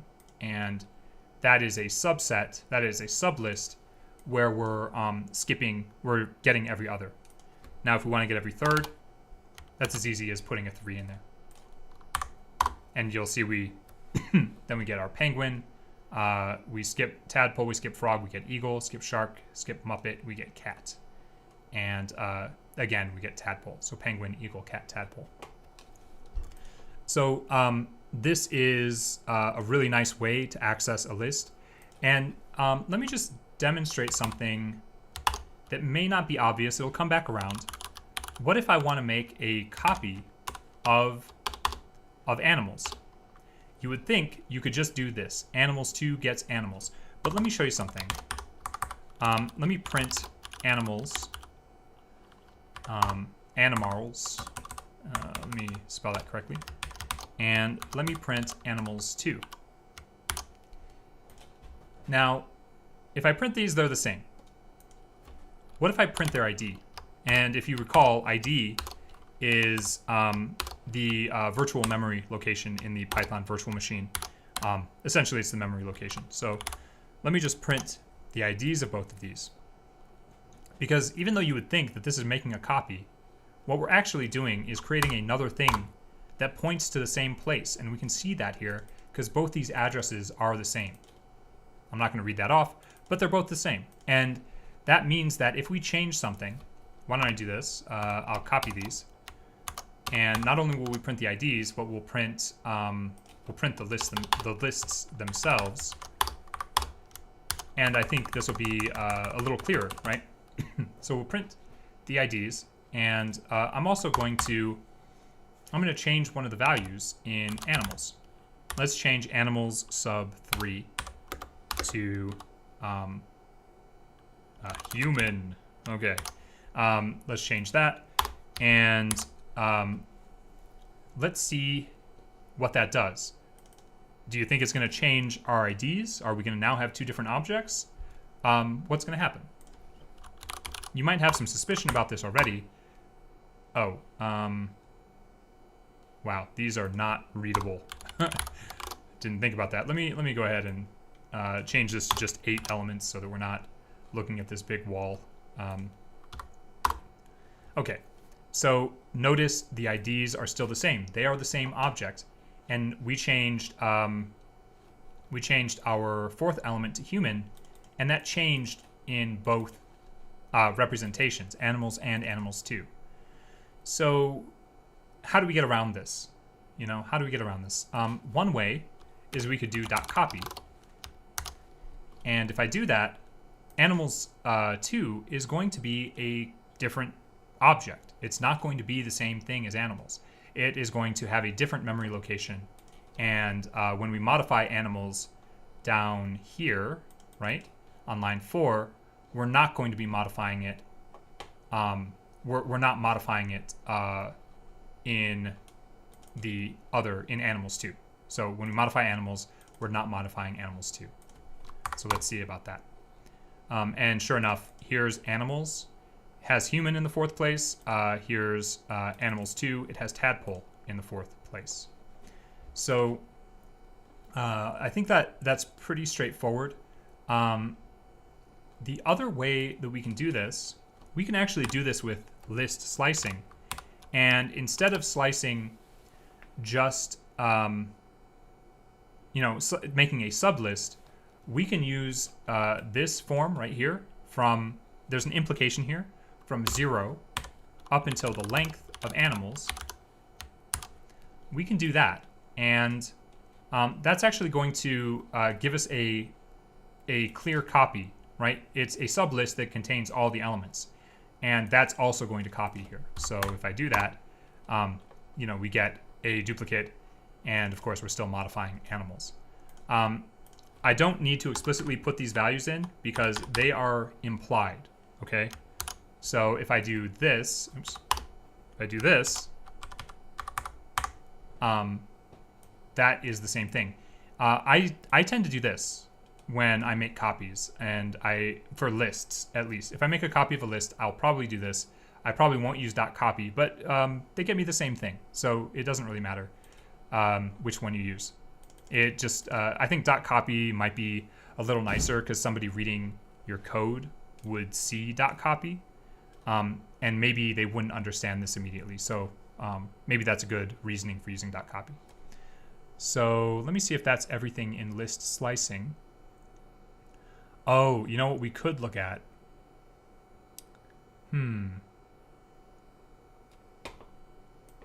Yeah, let's look at this. So in this case, when we created a slice the first time, we used positive values. So why don't we, let's make animals2 a sublist of animals. And let's go from, let's go from 0 to 5. And let's just print animals and animals2. Animals and animals2. Okay. Clear this. Notice we just get the first 5 elements in animals2. What if we want to get, well, we could actually start at the -5th element, okay, and go all the way to the end. So let's do that. And the -5th element, right, -1, -2, -3, -4, -5, tadpole, frog, eagle, shark, muppet. Tadpole, frog, eagle, shark, muppet. So this, you may not realize how in handy this is going to become. So this negative indexing, -5 to, well, let's go to the second element from the end. So in this case, we're going to go, we're going to go -1, -2, -3, -4. Oh, wait. Sorry, here. -1, -2, -3, -4, -5, which is tadpole. That's -5. And then we're going to go -1, -2. However, remember on the right, this value on the right is not inclusive. So this is going to go up to eagle. So we should just get tadpole, frog, eagle. Let's run that. Tadpole, frog, eagle is what we get. Okay, so I think we covered all of this. We created a sublist, and this is, I think, where some of the challenges start getting a little trickier. But yeah, we can cover those you know, in either office hours or, you know, when we have study hall next, or in class at the end of class if you're in the premium prep.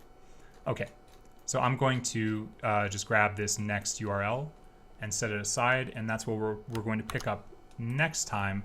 I also wanted to answer a question that that I saw in the Slack. So this is help with 14 strings for join and split. Okay, yeah, let's look at that. Yeah, and to answer your question, there's a question: is this just a lists day? The way that study hall works, in general, we're starting, we're continuing end to end through the materials. But if you have questions that are in other portions of the materials, we can jump over and cover those. And in fact, that's kind of the model. It gets to be a little chaotic, but at the end of the day, I think we get to address everyone's needs. What I might do is table stats questions if we're working on Python. I'm still not sure about that, but definitely any Python questions from the materials we can cover. So let's look at, this is from strings. Yeah, from just strings here. And we're looking at 14. So this is join and split. Yeah, okay, perfect. And this is challenge 3. Write a function called CSV square CSV, which should take number data in the CSV format, square the numbers, and then return the squared number in the original CSV format. The CSV may also contain new line characters. Okay. We've been getting a lot of questions on this one because we didn't give people a staircase to solve this. And pretty soon here, there's going to be a solution video for this. But I'll go ahead and solve it now just to, you know, just to do it because I think that I think there are a lot of people stuck on this problem. So, all right, so we're assuming a CSV. And notice here, this CSV is taking comma separated values and it's squaring them. So 1 squared is 1, 2 squared is 4, 3 is 9, 4 is 16. Notice here, this is actually 2 lines of a CSV. So 1, 5, 13.0, new line, 7, 7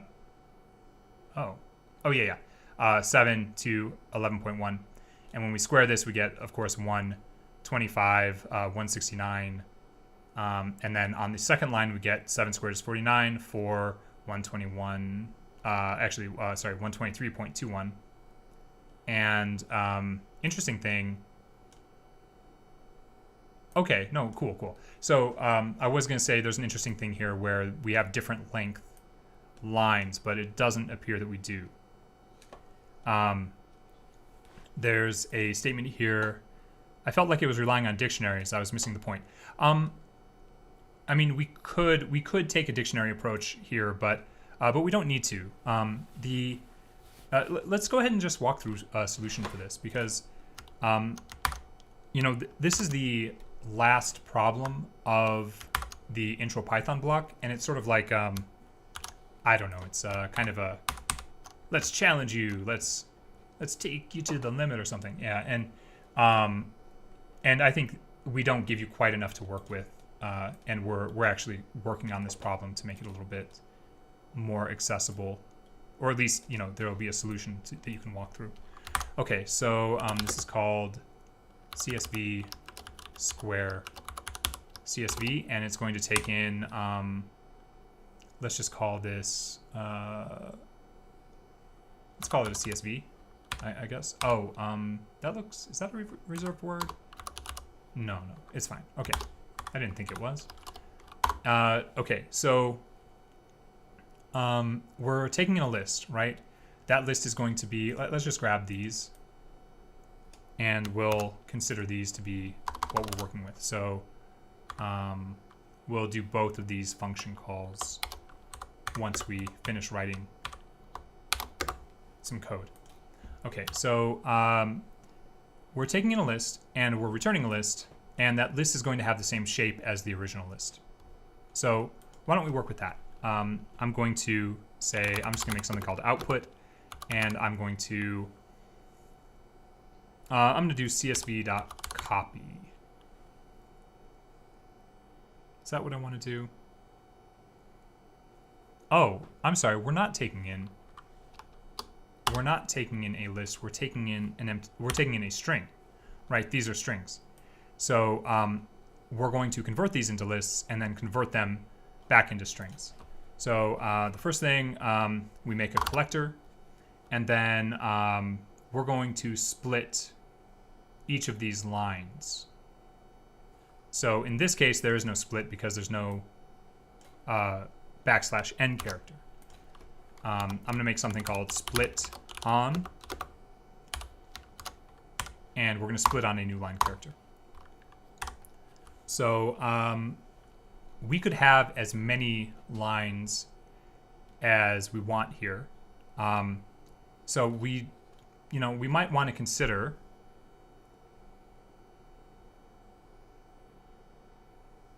we might want to consider this in two stages. We want to split on the \n, and then we want to split on the comma.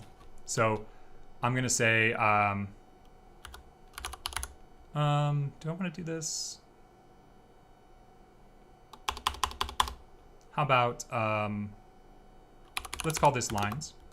And I'm going to do csv.split, and we're going to split on that \n, right? So that's going to get us something. And then we can just say for each line, for line in lines, we can then split the line, right? So this can be line.split. And in this case, we're going to split on commas. Now, notice I don't really need this split on, and it just maybe is a little cluttering. So I'm just going to put it in there. And let's do that. So for line in lines, we're going to do line.split. And then maybe what we want to do here is have an internal collector. And this will be squared. And we'll make that an empty list. And then for number, let's just do num. For num in line, for each number in the line, what we're assuming here, and it's a safe assumption, what we're assuming here is that these are all valid numbers, so we won't worry about it too much. Let's do our squared is going to have appended to it the number squared, okay? And then at the end of this for loop, we can, you know what? Let me change this output. I'm going to change this output to an empty list instead. That'll just be easier to work with. I can output I can append to the output each of these squared lists, right? So why don't we look at this in its present form, barring that I didn't make any errors. I think we're pretty much on the right track. There's a couple extra things we'll have to do, but let's just find out. Okay. String, not int. Very good point, Python. I need to cast this to an integer. So num was a string. We can't square a string. So I need to make that an integer. Invalid literal for int with base 10, comma. Oh, of course. I need to split again each line. And that's really what I should be doing. I'm not actually doing that. So let me just go ahead and say, let me do this here. So for num in line.split, and now I should have each individual number. In fact, why don't I just do this? For a line in csv.split, let's just make this even more compact.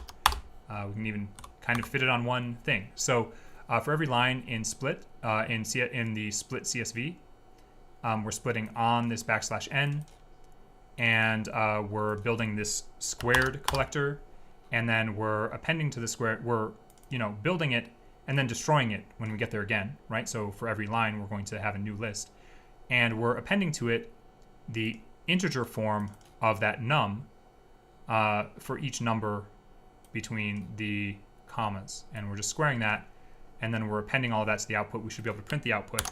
This is not the solution yet, just so you know. Oh my gosh. Invalid literal for int with base 10. Where is my error?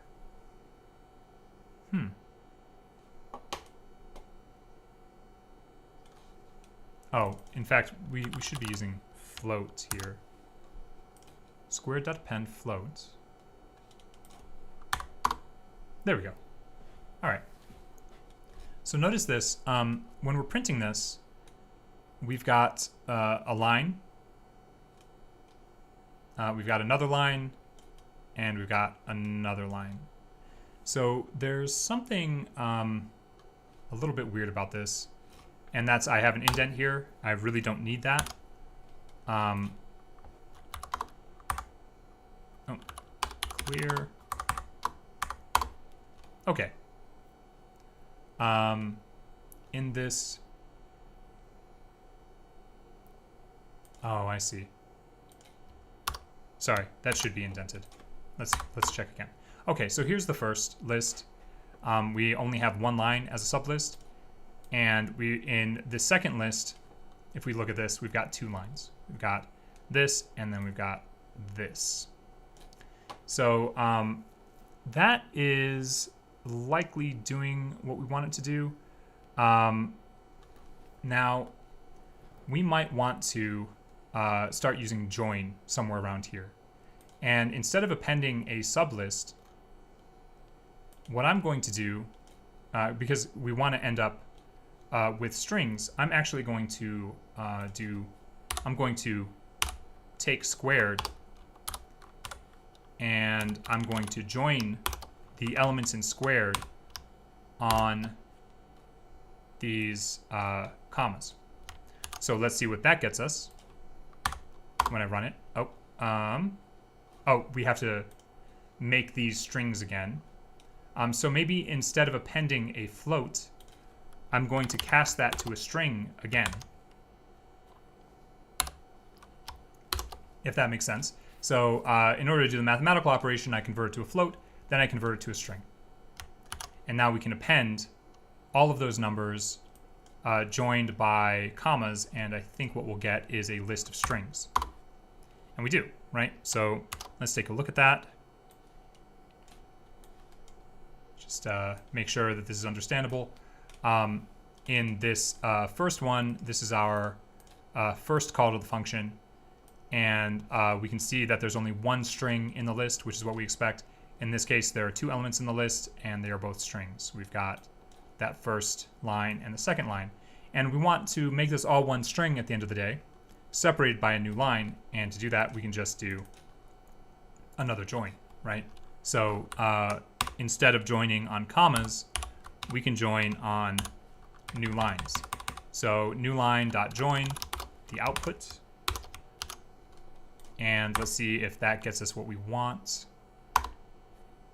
And it looks like it does. So here we're printing, but we actually want to return. And I believe this function will work. Let's see if it passes the tests that we have. Let's just find out. Oh, it failed. Let's see why it failed.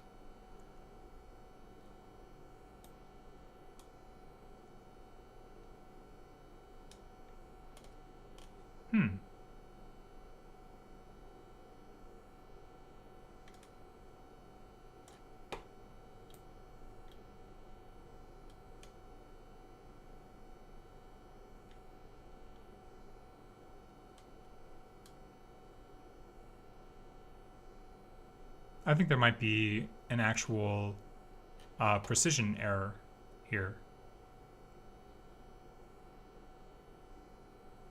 Huh.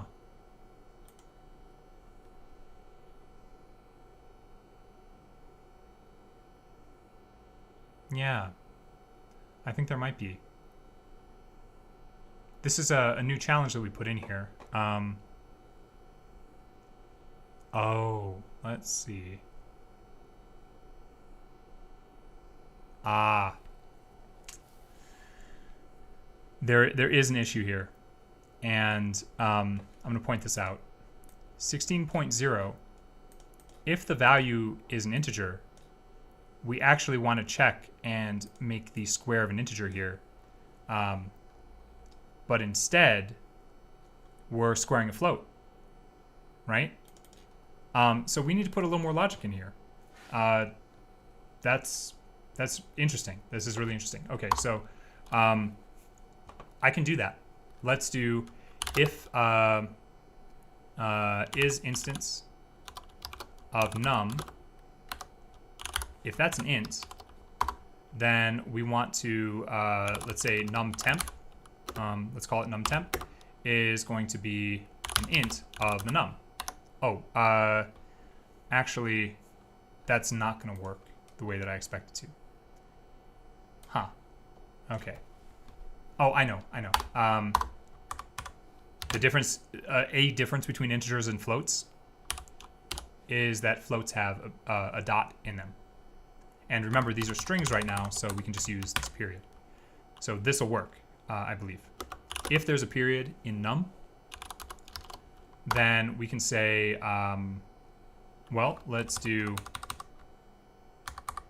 num temp. Oh. Num temp is going to get actually, we can just grab this. And why don't I make this a pure number at that point, and then down here I'll stringify num temp, and then otherwise, because I don't think we're expecting anything aside from floats and ints, so else num temp is going to get the integer casting squared, and then I believe that logic will work.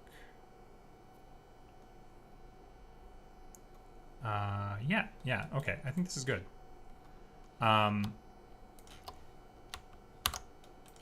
Oh, right. Yeah, there's a good comment in here. Yeah. What if num is a Boolean, right? Well, the cool thing about squaring a Boolean is that you're kind of only squaring it. You can think of it as an integer, and so I think this will still work. And it's a little nonsensical, but I think it would work. So I'll actually test that in a second. But first, let's see if this works. Oh, there's a syntax error. I didn't even run this, did I? Yeah. Okay. Float of num. I just have an extra parenthesis there and there. So why don't I run this locally? Ooh, output.append. Oh, on line 15.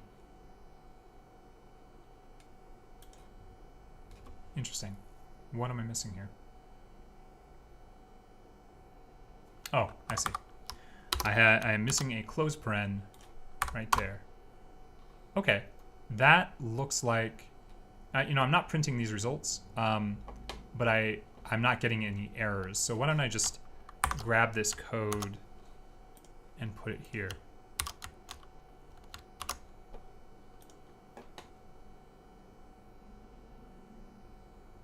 Oh, still failing. Okay, assertion error.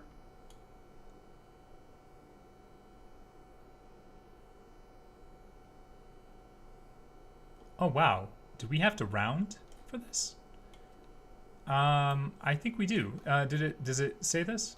To 2 decimal places. Okay. Wow. That's easy enough to do. We can just round the result of this. So let's do round, and it's just gonna be this value to 2 decimal places. Okay. So fingers crossed. Pretty sure. Well, let's find out if this passes the tests. Oh, okay. Max diff to none to see it.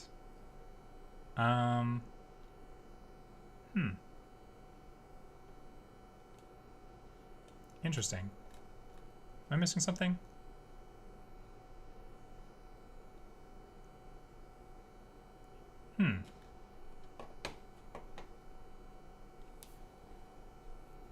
Max diff.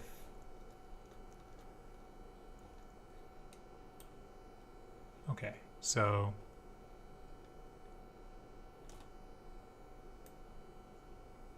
set self dot max diff to none to see it.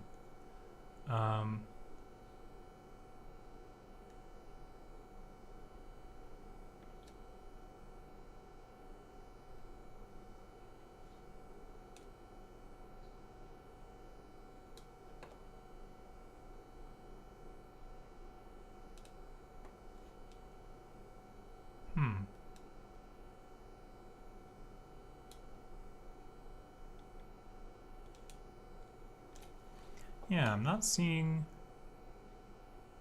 where this error is. Anybody have a thought on this?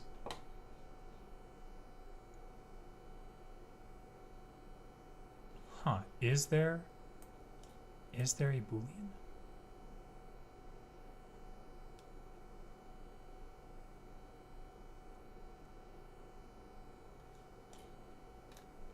Okay, let me just read through this again. Return the squared numbers in the original CSV. CSV may also contain new line characters, which should be preserved. Any float object should be rounded to decimal places. And okay, so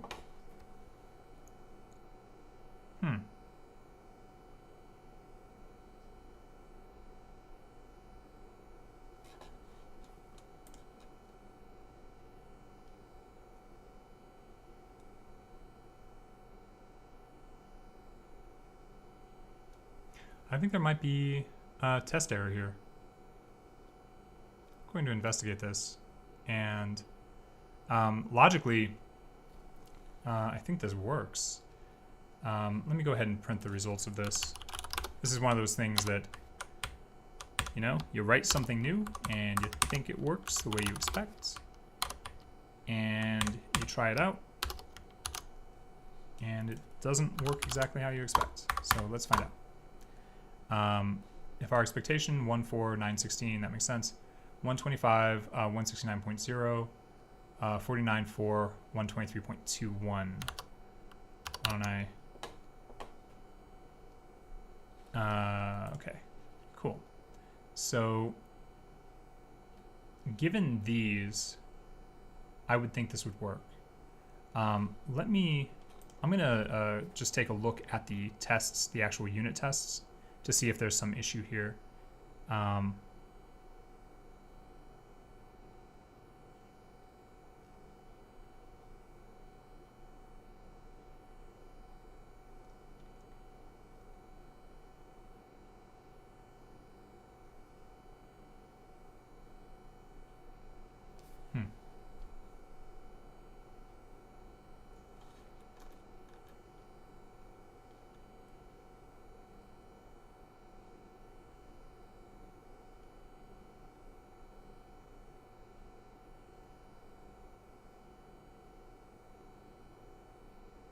I think there might be some precision issue happening here, like some loss. And what I'm going to do,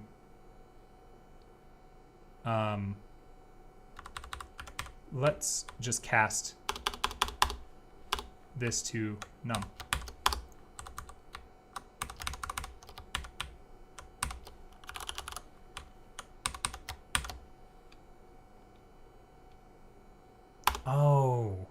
Oh, I see.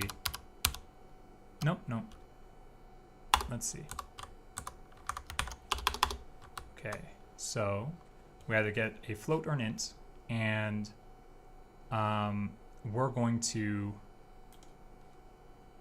get a squared number.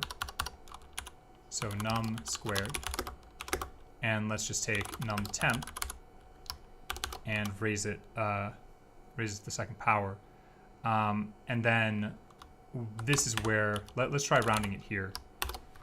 Because if this is the issue, then our tests are scrutinizing too much, and we'll need to fix that.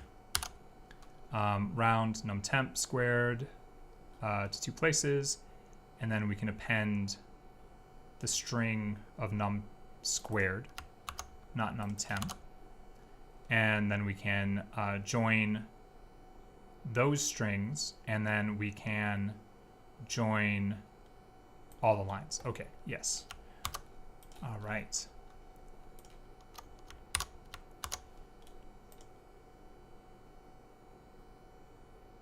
Okay.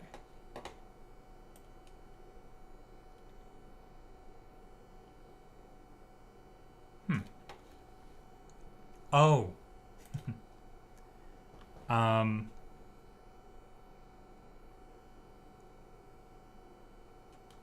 When we round these, are we getting floats when we shouldn't? That is my new question.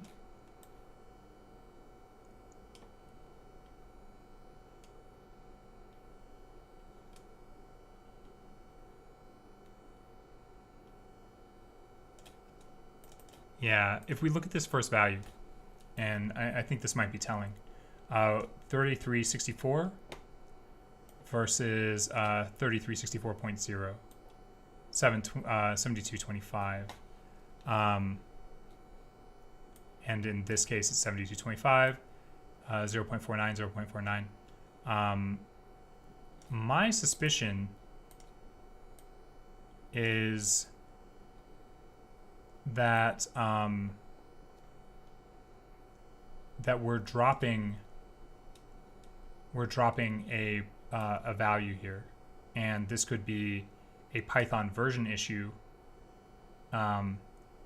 which would be a little bit of a problem. So I think we actually have a test issue here. Okay, I'm gonna look at the solution that we provide in our explanation. I'm gonna copy that in and just take a quick look and see if that actually runs. And if it does, oh no. So the solution we actually provide in the explanation for this challenge isn't working right now. I'm gonna get this working and get some better tests in here, because I think we're scrutinizing these numbers a little too deeply. And we're not doing, like there are times where we're going to make something into an integer where we should not, as it turns out. So, yeah. I have a thought about how to get around that. So why don't we do this? Let's set a flag, float flag, and we'll set that to true. And otherwise we'll set float flag to false. And I know we've run over study hall time, but I'm just really curious about this. And I'll sign off after this because I kind of don't know if this is going to work. And let's do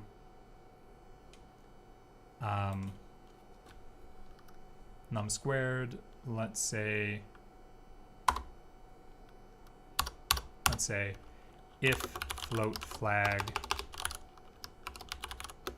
is true, then num squared is going to get the float of num squared.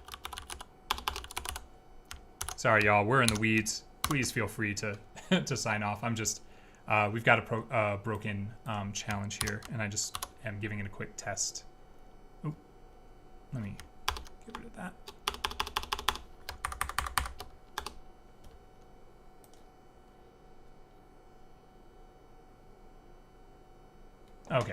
Okay, that's not gonna work. Hey, I'm gonna sign off for today. We covered up through. Well, let me just show you what we'll do next time. Where we'll start next time on Monday. We're gonna start on this nested lists section. In the meantime, you know, probably today I'll get this challenge fixed. This join and split challenge. There's something wrong in our tests. Thanks for pointing it out. Sorry you got stuck here. You getting stuck here, your code might be good, but our tests are bad on the back end of this. It's a new function that sometimes happens. Okay, thanks a lot, everybody, and enjoy class tonight if you're in class. Enjoy studying if you're not, and I'll see y'all soon.